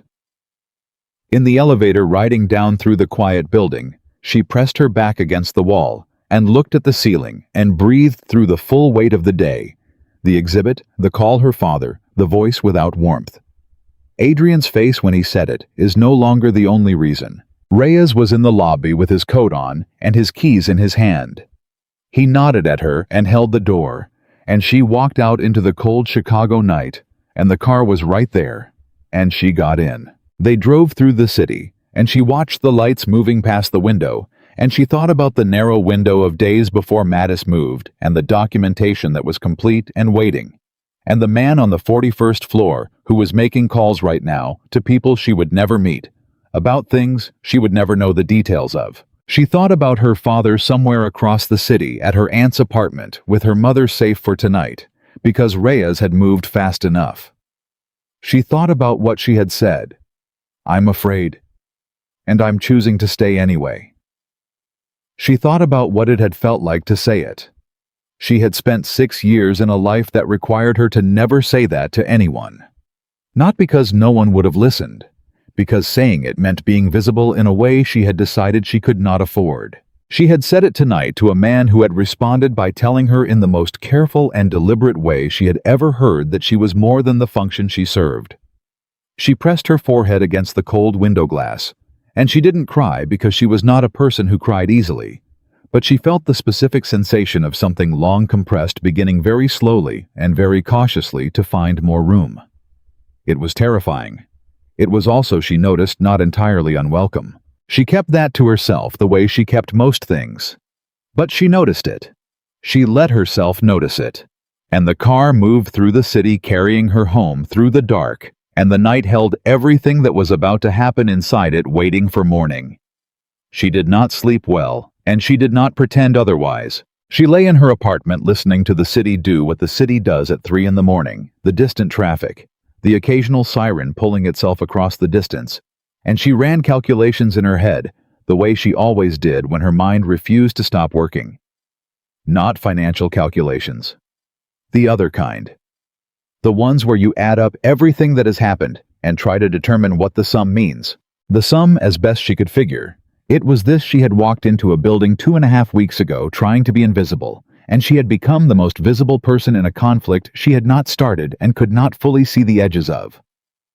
A man with no warmth in his voice had called her personal phone and mentioned her father's restaurant by name. Another man, one she was becoming increasingly unable to think about with the clinical detachment she preferred, had told her that her presence in his building meant something beyond the professional arrangement between them. Both of these things were true simultaneously. She had been in situations before where two true things pointed in opposite directions. She had always resolved them by choosing the direction that was safer. She had a very good record of choosing safely. She also had a very specific understanding lying in the dark at 3 a.m. of what all that safe choosing had cost her. She got up at 5:30, made coffee, sat at her kitchen table with the coffee and her notebook, the paper one, the one she kept separate from all her digital work, and wrote down everything she needed to think through before she went back into that building. The list was shorter than she expected. Most of what needed to happen next was already in motion. The documentation was complete. Adrian was making calls. Reyes was managing Caruso's communications and the perimeter around her parents. The window was narrow. Days, she had said. She believed that. What was not on the list, but was present in the room anyway. The way things are present when you're alone at 5:30 in the morning with no performance required, was the question of what happened after. After the window. After the confrontation. After whatever Adrian was orchestrating with his late-night calls to people she would never meet. She had told him she was staying. She had meant it.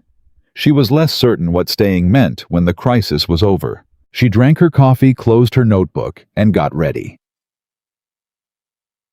The weekend passed in a controlled tension that she had learned to recognize from her worst years at Donovan Financial, the specific pressure of waiting for something you know is coming but cannot accelerate. Adrian was in the building both days. She knew this because Reyes sent a car both mornings without being asked, and the car went to Valenti Tower, which meant someone had determined she should be there. She worked. She refined the standalone exhibit, adding a supplementary section that addressed Caruso's internal alibi email directly, not to refute it, but to contextualize it within the full communication structure she had documented, demonstrating precisely why the email, while real, did not explain the coded transmissions. She built it the way a good argument is built, not by attacking the opposing position, but by showing why the opposing position was insufficient to account for all of the available evidence. On Saturday afternoon, Adrian came to the 38th floor. He sat across from her the way he had been sitting across from her for 2 weeks, and he looked like a man who had not slept significantly better than she had. "The calls are done," he said. "We move Monday." "What does moving look like?" she said. "Caruso will be asked to attend a meeting Monday morning. The meeting will not be what he expects. The documentation you've produced will be presented, including the standalone exhibit. There will be a legal representative present, mine, not the company's. Caruso's alibi email will be addressed directly. He will be given the opportunity to cooperate fully, which means identifying every point of contact he has with Mattis's operation, every communication, every instruction he received and transmitted. In exchange for full cooperation, certain things become possible for him that are not possible without it. She absorbed this. And if he doesn't cooperate, then the documentation goes to people who are in a position to do things with it that I am not. He said it simply and without elaboration, and she did not ask him to elaborate. "The communication codes," she said. "If he cooperates, he'll have to explain them. That means explaining what information was passed and when. Yes, the logistics data that was transmitted, some of it is 31 months old. Some of it is more recent. The more recent transmissions could reflect current operational vulnerabilities." "I know." His voice was level. "We're already running an internal assessment of what may have been compromised. It's—" A pause, the first fracture she'd heard in the controlled surface of him all week. "It's more significant than I initially projected." "How significant?" He looked at her directly. "Mattis has been positioning himself for 18 months in a way that I now understand was informed by operational data he shouldn't have had. 3 contracts I lost in that period that I couldn't account for. 1 logistics partner who withdrew without explanation. A city contact who stopped returning calls 6 months ago." He paused. "I thought these were market fluctuations. They weren't." She sat with the weight of that. 31 months of precision damage. Not dramatic, not visible, not the kind of thing that triggers an alarm. Just the slow, careful erosion of position conducted by someone who knew exactly where to apply pressure and how much. "He built it like a financial instrument," she said quietly. "Mattis. He didn't attack you. He shorted you." Something in Adrian's expression shifted.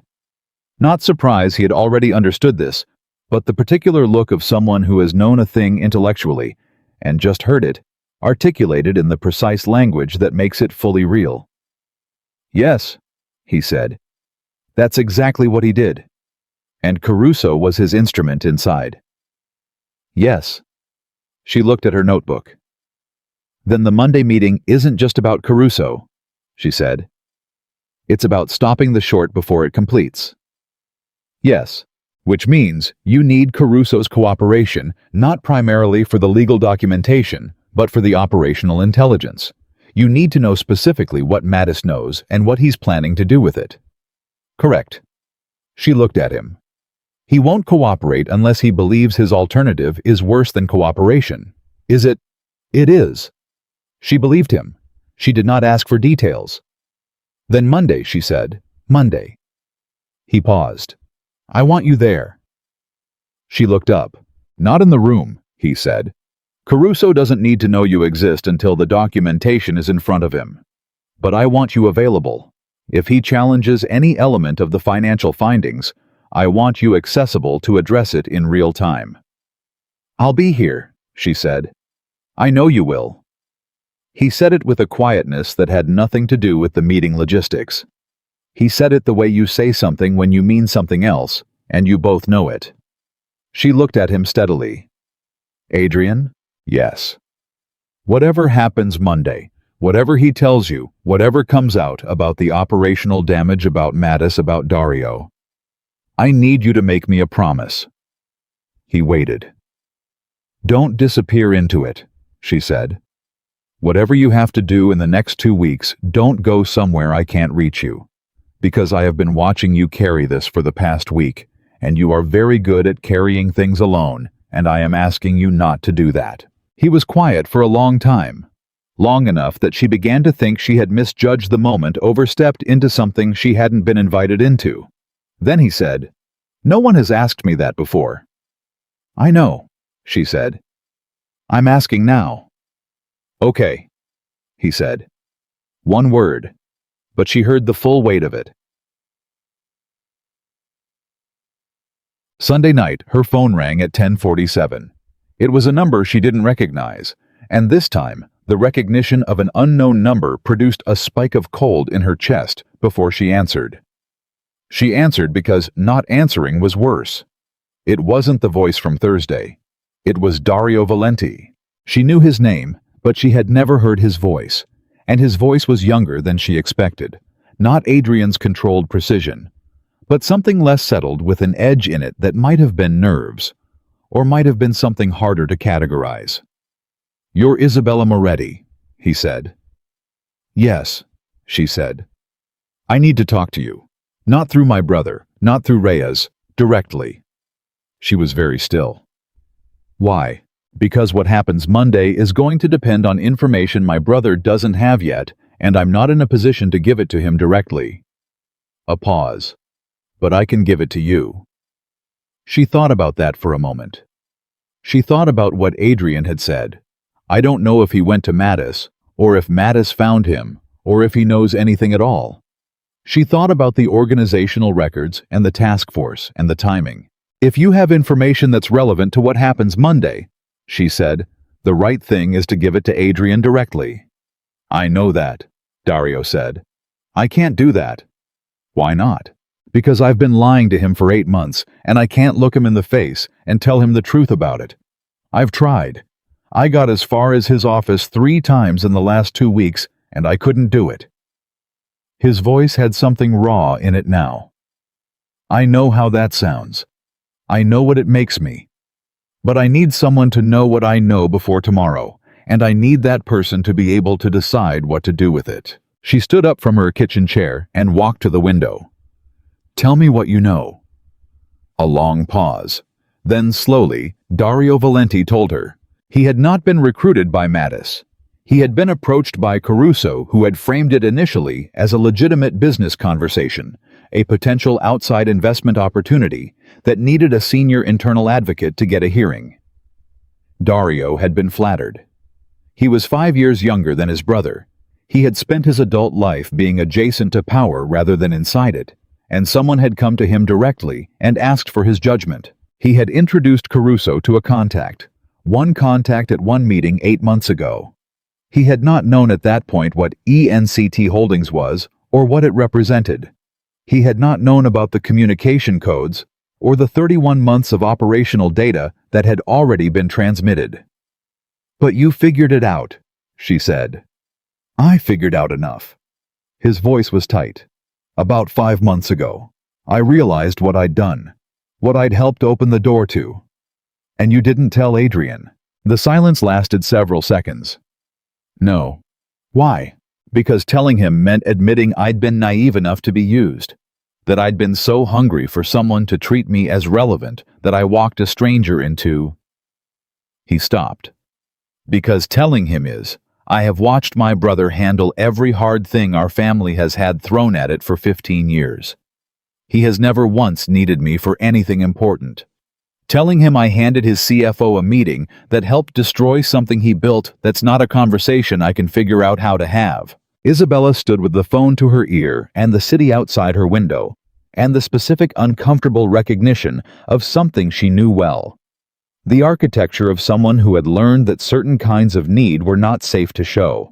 The shame that accumulates when you believe your most significant contribution has been a mistake.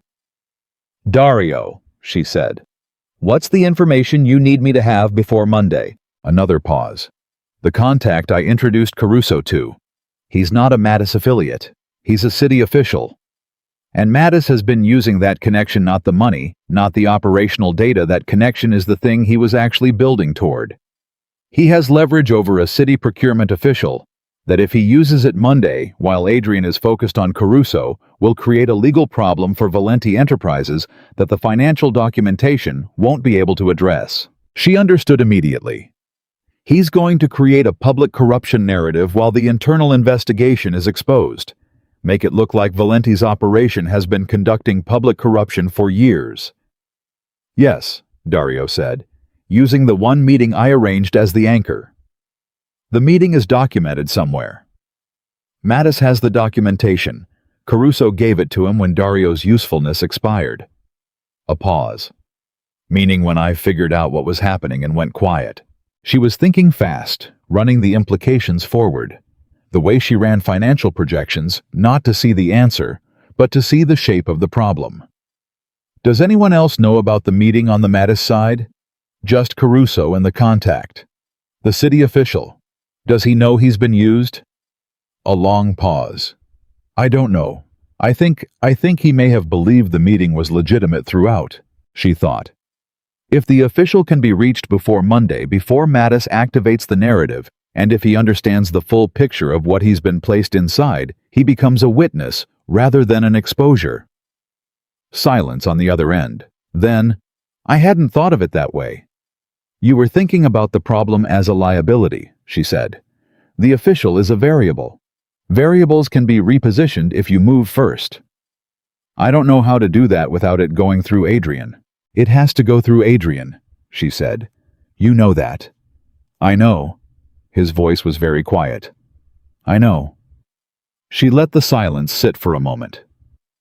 Come to Valenti Tower tomorrow at 7 in the morning, she said. I'll be there. I'll be with you when you tell him. A long pause. Why would you do that?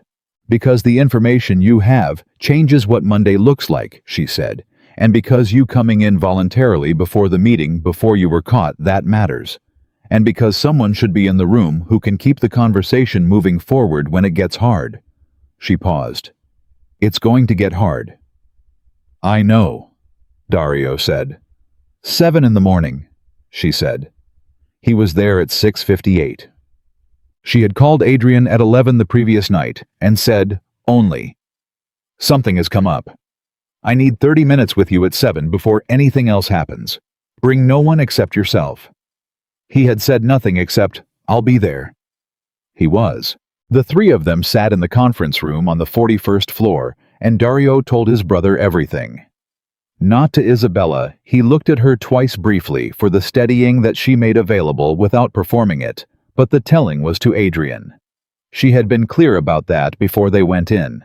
This is between you and your brother.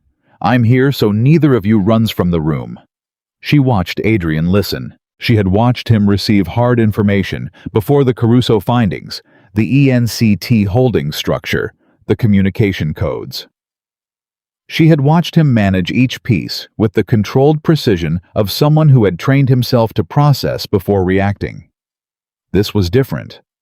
This was his brother sitting across from him, telling him that the entry point for the thing that had been quietly dismantling his organization was a meeting Dario had arranged because he wanted to feel important, because he had been on the outside for so long. Adrian didn't speak for a long time after Dario finished. When he did, his voice was very quiet. Why didn't you come to me? Dario didn't answer. He didn't have to. Adrian looked at him for a moment. Then he looked at Isabella. She kept her face very still and very present, which was all he had asked her to be. He looked back at his brother. You should have come to me. I know, Dario said. Not because of the damage, because you thought you had to handle it alone. A pause. The particular pause of someone choosing the next words very carefully. I spent 15 years trying to protect you from this world, and somehow I made you feel like you couldn't come to me when it got to you anyway. That's on me. Dario looked at his brother. Adrian, that's on me, Adrian said again. And we'll talk about all of it later. Right now, I need the city official's name and contact information. Dario gave it. Adrian called Reyes. In the 17 minutes that followed, Isabella watched a man who had just received confirmation that someone in his family had inadvertently helped create the crisis he was managing, and who had set aside the personal weight of that information and shifted immediately into the operational response, because the window was narrow and the morning was young and there were things that needed to be done before 10 o'clock. She watched him and thought about something she had been thinking about for the past week, circling it without landing on it directly.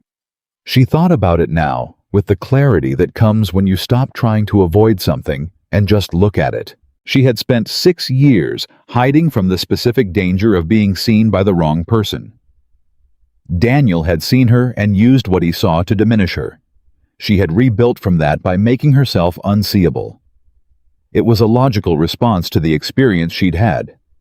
It was also, she understood now, a response that had locked her into the architecture of one very bad thing and made her organize her entire life around avoiding it. What she had been watching in this room for the past 3 weeks was something different. A man who saw the people around him with a focus that was not possessive, not reductive, not interested in ownership. Who had looked at her in a conference room 10 days ago and said the accurate and devastating thing, and had said it not to diminish her, but because he believed that seeing clearly was a form of respect. She did not romanticize this. She was not a person who romanticized things. She had too much practice watching what lay underneath surfaces to indulge in comfortable readings. She knew he was a complicated man in a complicated world, and the complications were real and not decorative. But she also knew what she had felt when the voice on the phone mentioned her father's restaurant, and what she had felt when she stood in the elevator afterward, and what she had felt at 5:30 in the morning at her kitchen table. She knew what it meant that she had said, "I'm afraid," to him, and had not regretted it. She knew what it meant that he had said it is no longer the only reason. She knew. Reyes came to the door. "The city official has been reached. He's agreed to meet with legal at 9:30. Adrian nodded. "Get Caruso's meeting moved to 11. Same location, same structure." He looked at Isabella. "The supplementary section of the exhibit, the one that addresses the alibi email directly. Can you add a summary page that's non-technical? 1 page. Clear language designed for someone who is looking at it for the first time and has no financial background. 40 minutes, she said. Take 38.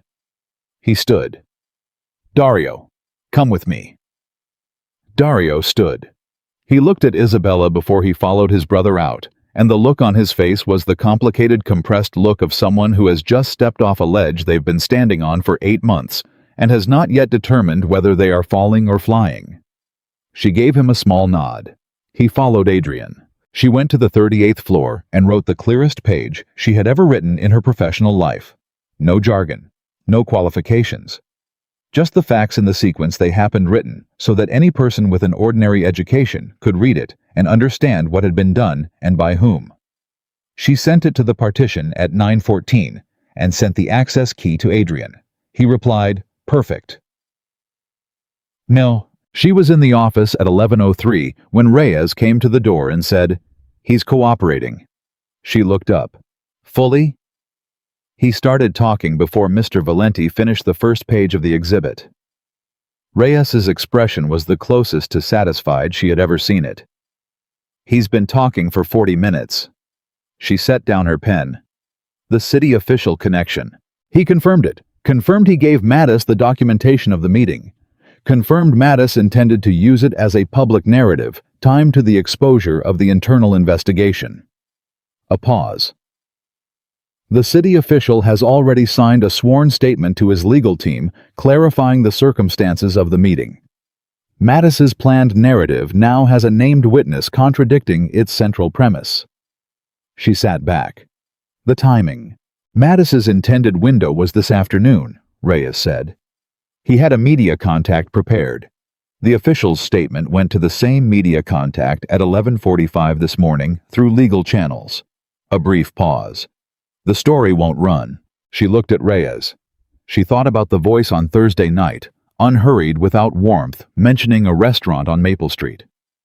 She thought about the carefully constructed operation, 31 months of patient work, the short being run against an empire from the inside. "It's done," she said. "The immediate threat is neutralized," Reyes said carefully. "What comes next is a different phase." She nodded. "Tell Mr. Valenti I'd like to speak with him when the Caruso meeting concludes.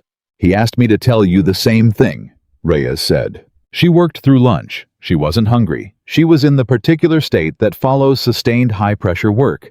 Not relief, exactly. Not exhaustion, but the strange lighter feeling of a weight that has been distributed more evenly. The work was not finished.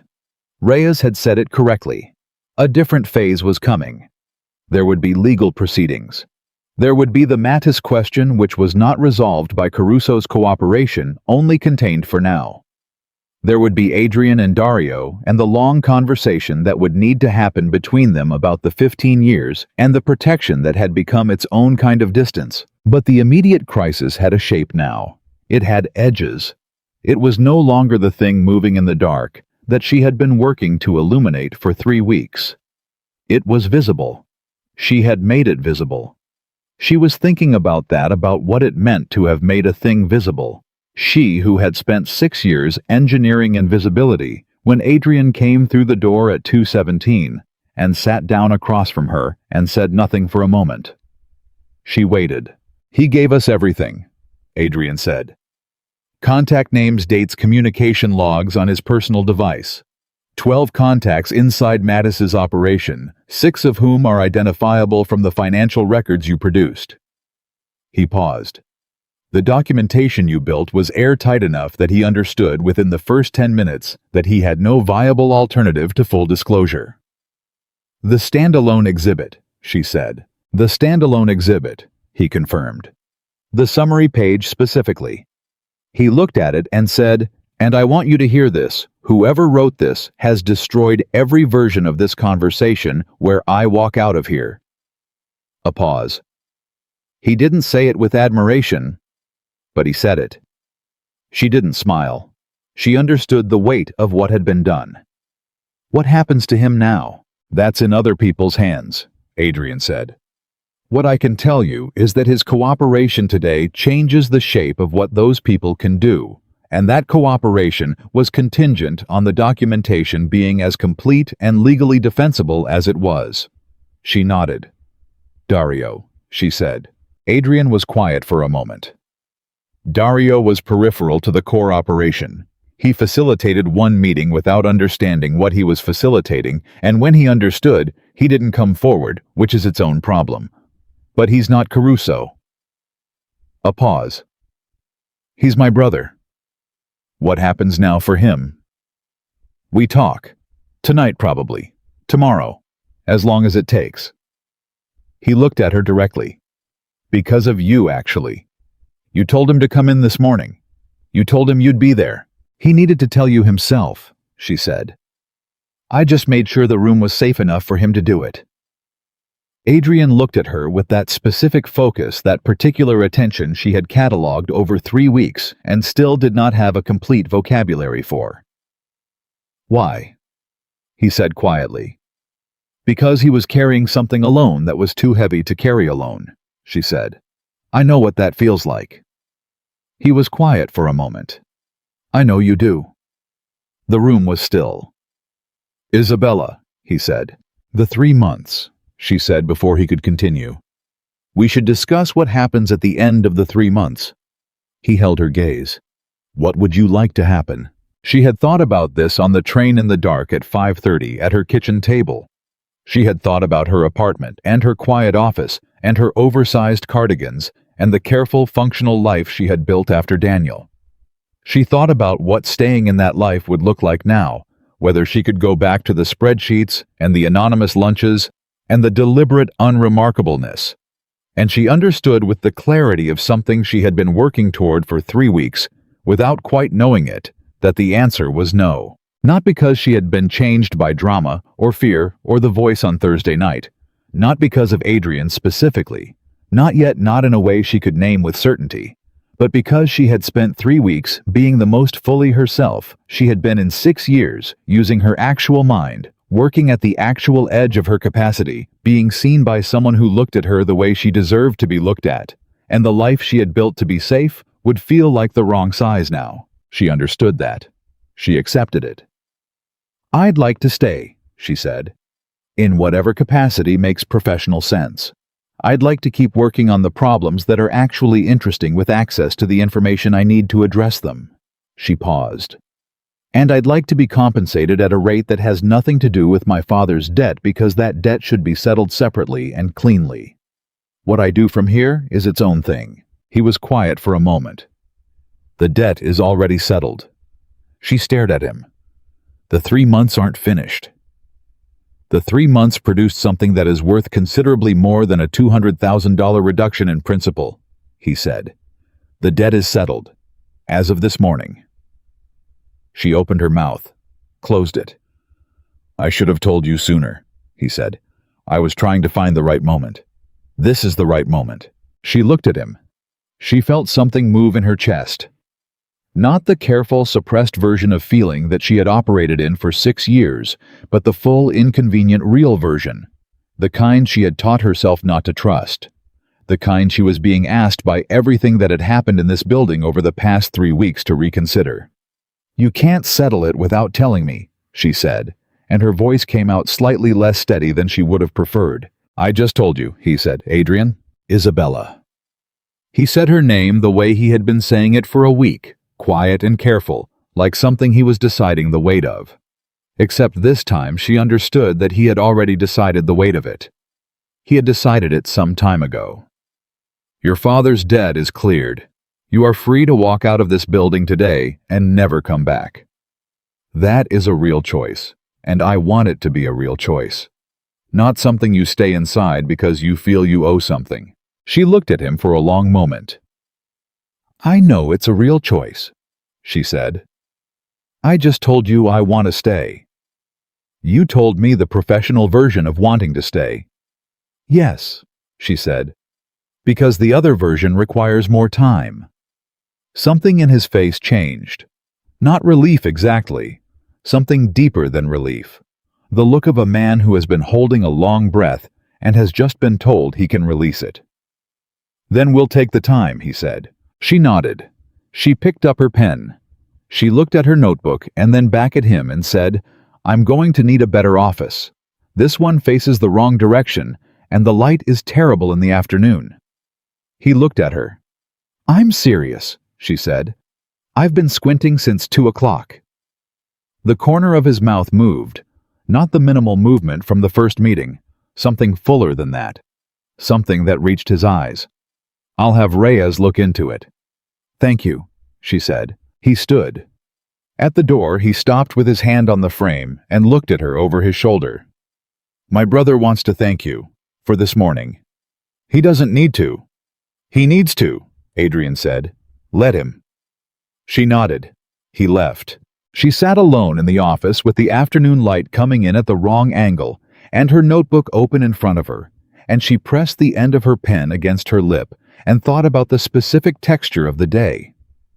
The morning and Dario and the weight of what it meant to walk into a room and tell the truth about yourself to someone you had failed. The Caruso meeting and the stand-alone exhibit and the summary page that had apparently been precise enough to remove every escape route from a man who had spent 31 months constructing them. The city official and the media contact and the story that would not run. She thought about what Reyes had said, the immediate threat is neutralized.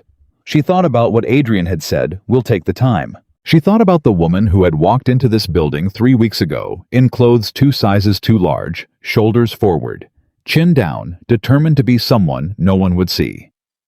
She thought about that woman and felt for her something that was not quite pity and not quite pride, but somewhere between them, the complicated feeling you have for an earlier version of yourself who was doing the best they could with a broken map. She had been hiding because she had been hurt. That was true, and it had been real, and she did not dismiss it. But she had also, and she was only now fully understanding, this been hiding from the possibility of being seen the way she had been seen in this building. Seen as the thing she actually was. Seen as enough. Seen as more than enough. She had been afraid of that most of all. She wasn't afraid of it anymore. She opened her notebook to a clean page. She wrote the date at the top. She began making the list of everything that needed to happen in the next 2 weeks. The legal follow-through, the operational damage assessment, the Mattis question and its still unresolved edges, the personnel restructuring that would need to happen inside Valenti Enterprises once the full implications of Caruso's role were understood. There was a great deal of work to do. She realized, looking forward to doing it. That was new. That was specific. She noticed it the way she had learned to notice the things that were new and specific without performance, without explanation. Just, this is here now, and it wasn't before, and that matters. She wrote until Reyes knocked at 4:30 and told her the car was ready. She saved her work and closed the partition, and picked up her bag and walked out of the building into the October afternoon, the cold air arriving after the controlled warmth of the building's interior, like a reminder that the world outside was real and large and mostly indifferent. She stood on the sidewalk for a moment. She was not invisible. She had not been invisible for weeks. And standing there on the sidewalk with the city moving around her, she did not feel exposed the way she had once feared. She felt present. Specifically, particularly, undeniably present. The car was waiting. She got in. And the city moved around her, carrying her forward, and she led it. The 2 weeks that followed were the most intense of Isabella Moretti's professional life, and she had spent 8 years in a field that did not reward the faint of heart. The legal proceedings against Vincent Caruso moved faster than she expected, which Reyes explained was a function of the cooperation agreement rather than the speed of the system. Caruso had understood that the speed of his cooperation was directly proportional to the quality of what he received in return, and so he cooperated at a pace that suggested a man who had been waiting to unburden himself for quite some time. She did not have sympathy for him. She understood him, which was different. The documentation she had produced became the structural spine of everything that followed. 3 separate legal teams referenced it across the first week. An external forensic accounting firm was brought in to validate her findings, which was standard procedure, and which she had anticipated and accounted for in the way she had organized her methodology. The senior partner of the external firm, a woman named Dr. Patricia Wells, who had been doing this work for 25 years, and who carried the specific confidence of someone who had seen everything called Isabella directly on the 4th day. "I've been doing financial forensic analysis since before you were in college," Dr. Wells said without preamble. "I've reviewed thousands of internal documents from contested proceedings. The standalone exhibit you produced is the clearest piece of financial narrative documentation I have encountered in a professional context. Whoever taught you to write like that, they did something right." Isabella was quiet for a moment. "No one taught me," she said. "I just wrote it the way I wished people would write things for me." A pause. "That's a better answer than most people give," Dr. Wells said. "My validation report will note the quality of the source documentation. You should know that." She hung up and sat for a moment and felt something warm move through her that was not pride exactly, but was adjacent to it, the specific satisfaction of work done so well that even its external validators felt compelled to mention it. She filed it. She went back to work. The Mattis question resolved itself in a way she had not anticipated, which she should perhaps have anticipated because the things you don't anticipate are usually the things that have been moving underneath the surface longer than you've been watching. On the 6th day after Caruso's cooperation began, Adrian called her at 8 in the morning. She was already at her desk. She was always already at her desk. The new office faced east, and the morning light was significantly better than the old one, and said, "Something has happened with Mattis. I need you upstairs." She was upstairs in 4 minutes. What had happened was, this Gregor Mattis had apparently underestimated the speed with which Caruso's cooperation would produce actionable intelligence. He had been operating on the assumption that the internal proceedings would move at the pace of standard corporate legal matters, which is to say slowly with significant procedural insulation. What he had not accounted for was a cooperation agreement that incentivized immediate and comprehensive disclosure backed by financial documentation that removed every alternative interpretation. By day 5 of Caruso's cooperation, 3 of the 12 contacts Caruso had identified inside Mattis's operation had been approached directly.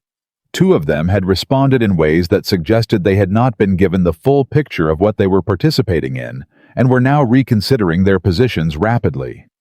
The third had made a phone call within 40 minutes of being approached. That phone call went to Gregor Mattis, and Gregor Mattis had apparently decided that the most strategic response to the situation was to make himself very difficult to locate. "He's gone," Adrian said. She looked at him. "Gone how?" "As of yesterday morning. His registered address, his office, 2 known associates, all of it went quiet simultaneously. Which is not the movement of a man who panicked. It's the movement of a man who had a plan for this outcome." She thought about that.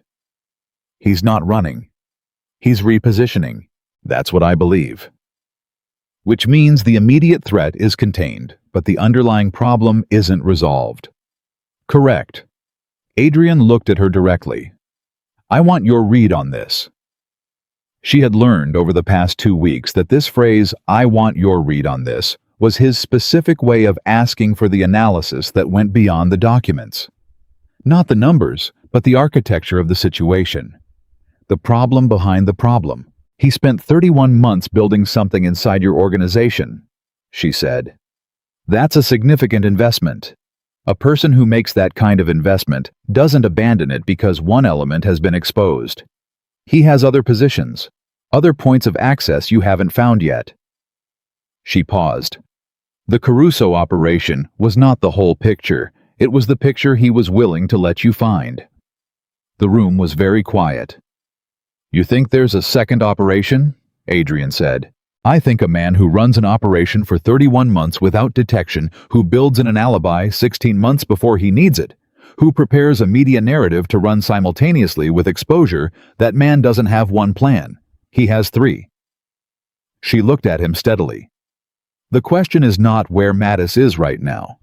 The question is what he built that you haven't looked at yet." Adrian was quiet for a long moment. Then, "What would you need?" "Full access to the remaining subsidiary structures I haven't reviewed. Everything outside the 3 original entities. And I want to look at the personnel records from the past 4 years, not just the financial staff. Everyone with any level of system access." "How long?" "Give me 10 days. He looked at her. "You've been here for 6 weeks. The original agreement was 3 months. You don't have to—" "I know I don't have to," she said. 10 days. Something moved in his face. The look she had been accumulating.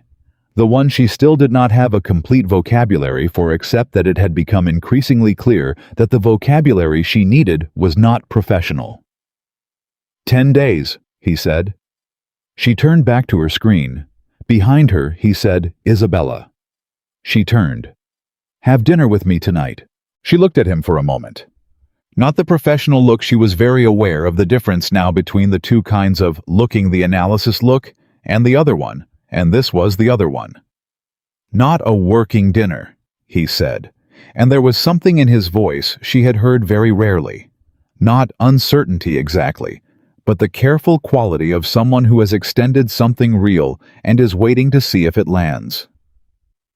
"Okay," she said. He left. She turned back to the screen and sat for a moment with the strange specific lightness of having said yes to something she would have 6 weeks ago found 12 professional reasons to decline. She went back to work. The dinner was at a restaurant she had never been to, quiet and Italian, and completely without the kind of conspicuous atmosphere that powerful men sometimes chose to signal their power. She noticed this. She noticed most things, but she noticed this specifically. They talked for 3 hours, not about Mattis, not about the documentation or the legal proceedings or the 10 days she had committed to. They talked about other things: his father, who had died when Adrian was 23, and left him something that was more burden than inheritance, and what he had done with the 15 years since. Her mother, who had painted watercolors in the kitchen on Sunday mornings, and who was the person Isabella had learned precision from, because her mother's precision was not in numbers, but in the exact color that described the exact quality of afternoon light, and that kind of attention to exactness was, it turned out, portable across disciplines. She told him about Daniel. Not the whole of it, not at a first dinner, not yet, but enough. Enough that he understood the architecture of what the past 6 years had been. Enough that he could see the connection between who she had been at 25 and who she had practiced being since. He listened, the way he always listened, without interrupting, without the performance of sympathy that was actually about his own discomfort, without redirecting the conversation to something easier. He just listened, and when she finished, he said, "He was afraid of you. That's what it was. Not anything you did or didn't do. He saw how capable you were, and he was afraid of it." She looked at him across the table. "Most people say that to be comforting," she said. "I'm saying it because it's accurate," he said. "Afraid people diminish things. It makes them feel safer." The diminishing was about him. It always was. She looked at him for a long moment. "You're very certain." "I've met people like that," he said. "I've done business with them. I know the specific texture of it, the way they manage the people around them to make sure no one gets bigger than they're comfortable with." A pause. "You walked into my building 6 weeks ago in clothes designed to make you look smaller than you are. I knew within 30 seconds that whatever you were hiding, it had been hidden deliberately, and at cost." He met her eyes. "I've been wanting to tell you that for 6 weeks. She held his gaze. "You told me something like it in the first meeting." "I told you the external version of it," he said. "This is the internal version." She picked up her water glass, set it down. "You're not afraid of me," she said. It was not a question. "No," he said simply. "I'm not." She nodded. She felt the specific weight of that not relief, something fuller than relief. The weight of something that had been held at a distance for a long time, finally being allowed close enough to be real. "I'm going to finish the 10 days, she said. "And then I want to talk about what comes after." "So do I," he said. They left the restaurant at 10:45. On the sidewalk, the October cold was sharp enough to see breath. He put her in the car himself, which he did not have to do, and when he closed the door, he said through the window in a voice that was quiet and certain and entirely without performance, "Good night, Isabella." She rode home through the lit city, and she did not press her forehead against the cold glass, and she did not need to manage what she was feeling because what she was feeling did not need management. It was simply there, clean and clear and more spacious than she had expected. She let it be there. She went to bed and slept 7 hours without interruption, which was the best she had slept in 6 weeks. She found the second operation on the 8th day. She had been working through the personnel records the way she worked through everything methodically, one layer at a time, not looking for a specific answer, but building a complete picture and then examining it for what was wrong with the picture. The subsidiary structures outside the original 3 were cleaner than she'd expected, which itself was information Mattis had been disciplined about where he inserted access and where he didn't. But the personnel records told a different story. In the past 4 years, 7 individuals with system access had left Valenti Enterprises. Standard attrition on its face in an organization this size, 7 departures across 4 years, was below the industry average. She would not have looked at them twice in a routine review. She looked at them because of the timing. 4 of the 7 had left within a 14-month window. 2 of those 4 had gone to positions that, when she looked at them carefully, traced back to organizations in Mattis's known network. Not directly, not in ways that would flag in any standard background check, but through the same layered subsidiary structure she had learned to read over the past 6 weeks. Former employees, not current access. That was the difference. Not someone inside the system now, someone who had been inside it, had left with knowledge of its structure and was now providing architectural intelligence to Mattis from the outside. The Caruso operation had been the transactional layer, the money, the communication codes, the day-to-day data stream. The personnel layer was structural. It told Mattis how the systems were built, where the seams were, what a future infiltration would need to look like. She sat with this for a long time. Then she did something she had not done in the previous 7 days of this investigation. She picked up the phone and called Dr. Patricia Wells. "I need a second set of eyes on something," she said. "Not for the existing proceedings, for a parallel question." Dr. Wells was quiet for a moment. I'm not available to Valenti Enterprises without a formal engagement. I know, Isabella said. I'm asking if you're available to me. Another pause shorter. Send me what you have. I'll look at it. She sent it. Dr. Wells called back in 40 minutes. The 4 former employees, she said. The timeline is too clean to be coincidence. I know. This is a different kind of problem from the Caruso operation. This isn't about what's been done. It's about what can be done with the structural knowledge those people carry. I know that too, Isabella said. What I need to understand is whether there's a way to quantify the exposure.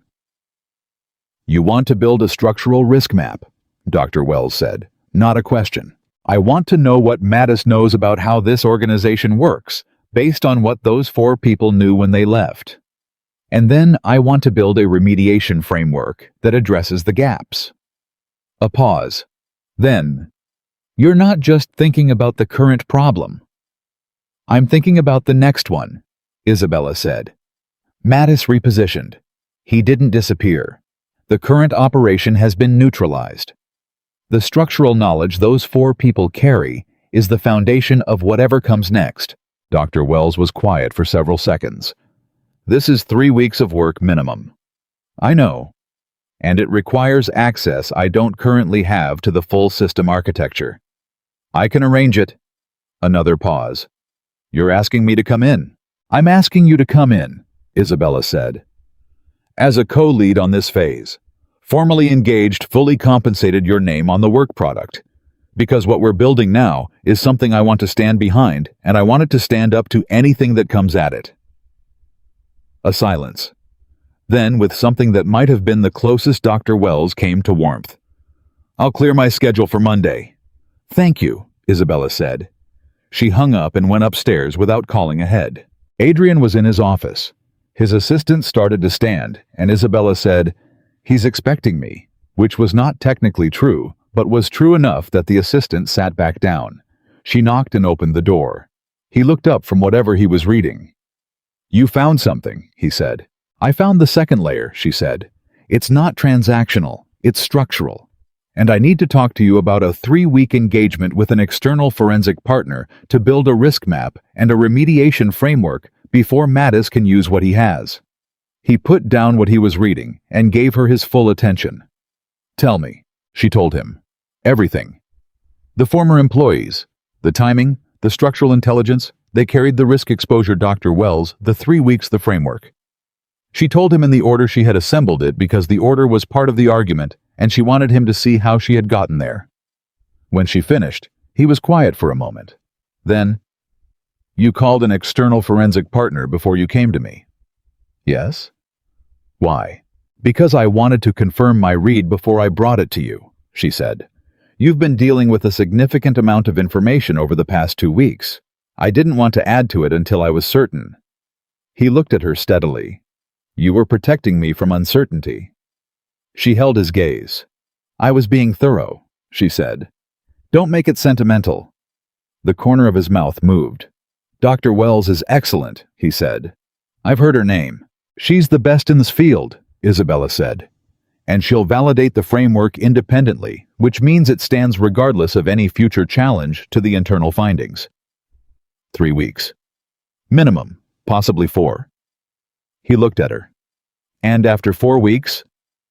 She met his eyes directly. That's a conversation for after 4 weeks. He nodded slowly. I'll have the engagement letter drafted today. She turned to go. At the door she stopped. There was something she had been thinking about for 2 days. Something that lived in the territory between the professional and the personal, in the space where those two things had been bleeding into each other for 6 weeks, and she had been managing the boundary carefully. She had decided at some point in the past 48 hours to stop managing it quite so carefully. She turned back. When Dario came to me Sunday night, she said, he called because he couldn't face you directly. But he also called because he needed someone who was outside the situation enough to think clearly and inside it enough to understand what was at stake. She paused. I've been thinking about that. About what it means to be that person far enough outside to see clearly, close enough inside to care about the outcome. Adrian was very still.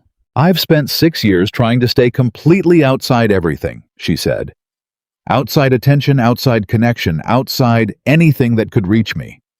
And what I understand now is that being that far outside doesn't protect you. It just means you're watching everything through glass. She held his gaze. I don't want to watch things through glass anymore. He stood up from his desk.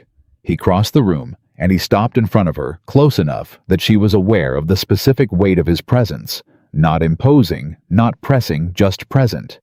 Fully, specifically, deliberately present.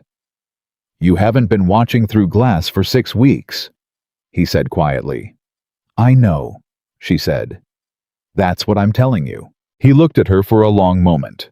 Then, with the same care and deliberateness that characterized everything he did that mattered, good. She held his gaze. Good, he said again, softer. She nodded once. She went back downstairs. She sat at her desk, and she did not immediately open a new document or pull up a terminal. She sat for a moment and let the morning be what it was, which was the 8th day of 10, which was 4 weeks of structural risk analysis ahead of her, which was a framework to build and a field to map and work. That was interesting in the particular way that only the hardest problems are interesting. She also let it be the morning after a dinner at which a man had said, I'm not afraid of you, as if it were the simplest thing in the world, and the morning of a conversation in which she had said, I don't want to watch things through glass anymore, and let herself mean it fully without qualification. Both things were true simultaneously. She understood, done resolving true things that pointed in 2 directions by choosing the safer one. She opened the terminal. She started the structural risk map.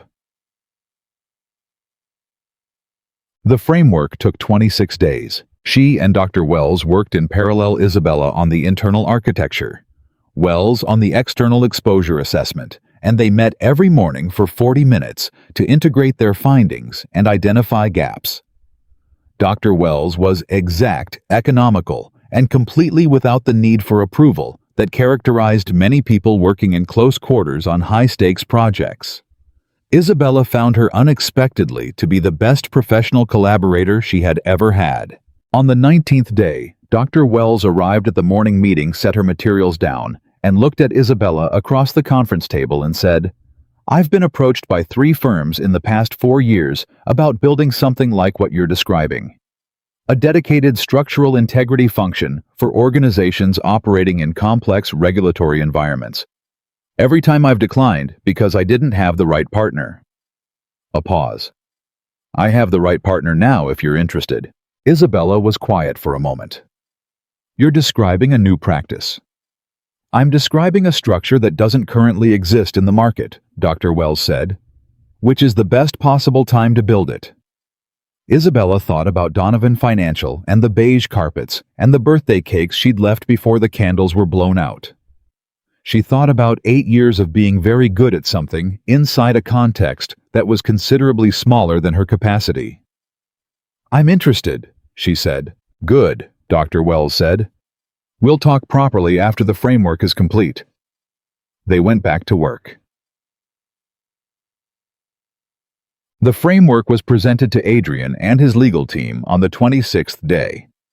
Isabella presented the financial architecture component, and Dr. Wells presented the external exposure analysis, and together they walked the room through the full picture, what Mattis knew, what he could do with it, what the remediation framework addressed, and what the ongoing monitoring structure would need to look like going forward.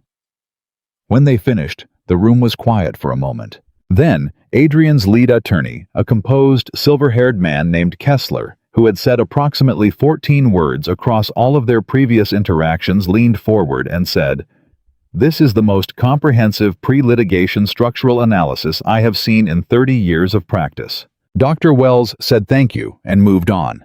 Isabella noted without comment that Dr. Wells did not require 30 years of validation to feel confident in her work. She filed that as something she was still working toward. After the room cleared, Adrian stayed behind. Kessler doesn't give compliments, he said. I noticed, Isabella said, closing her materials. This framework changes what's possible for us going forward, he said. Not just the Mattis situation. the entire structural integrity of how we operate. He was looking at her with the full focused attention she had learned to meet directly rather than deflect. You built this in 26 days. Dr. Wells built half of it, she said.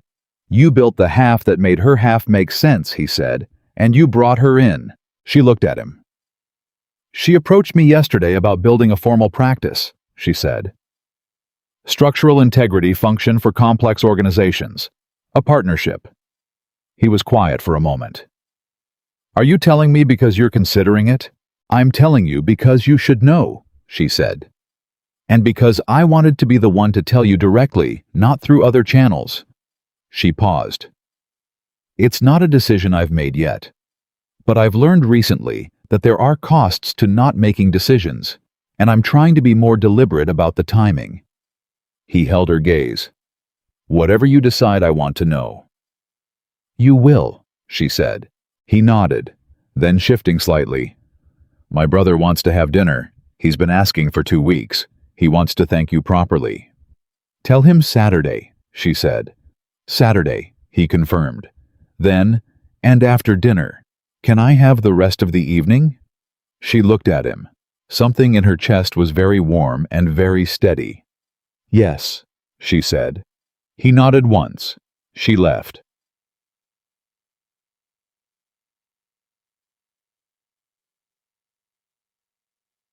Saturday dinner was the Moretti family restaurant on Maple Street, which her father had reopened 2 weeks after the immediate threat was neutralized, and which was exactly as warm and loud and full of good food as it had always been, which Isabella had needed to see with her own eyes. Dario came. He was quieter than she had expected in person and younger looking than his voice on the phone had suggested, and he said thank you to her in a direct and genuine way that had no performance in it, which she appreciated. Marco Moretti cooked.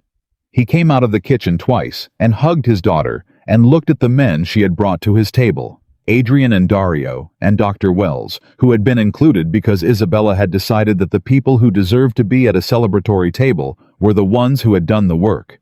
And he said to the table at large, My daughter was always the most capable person in any room she was in. She just spent a few years not letting the rooms know it. Isabella looked at her father. Dad? I'm just saying, Marco said. I know what you're saying, she said. Go back to the kitchen. He went laughing. Adrian was watching her. She felt his gaze without turning to meet it, and let it sit there, warm and steady, the way she was learning to let things sit rather than deflect them. She turned to meet it. He looked at her the same way he had looked at her on the first night in the conference room, when she had been wearing clothes 2 sizes too large and avoiding eye contact and working very hard to be someone no one would remember. The same focused, unhurried attention. But where that first look had been reading her from the outside, working out what she was hiding and why this look was different. This was the look of someone who already knew the answer to those questions and was simply present with what the answers had turned out to mean. She held it.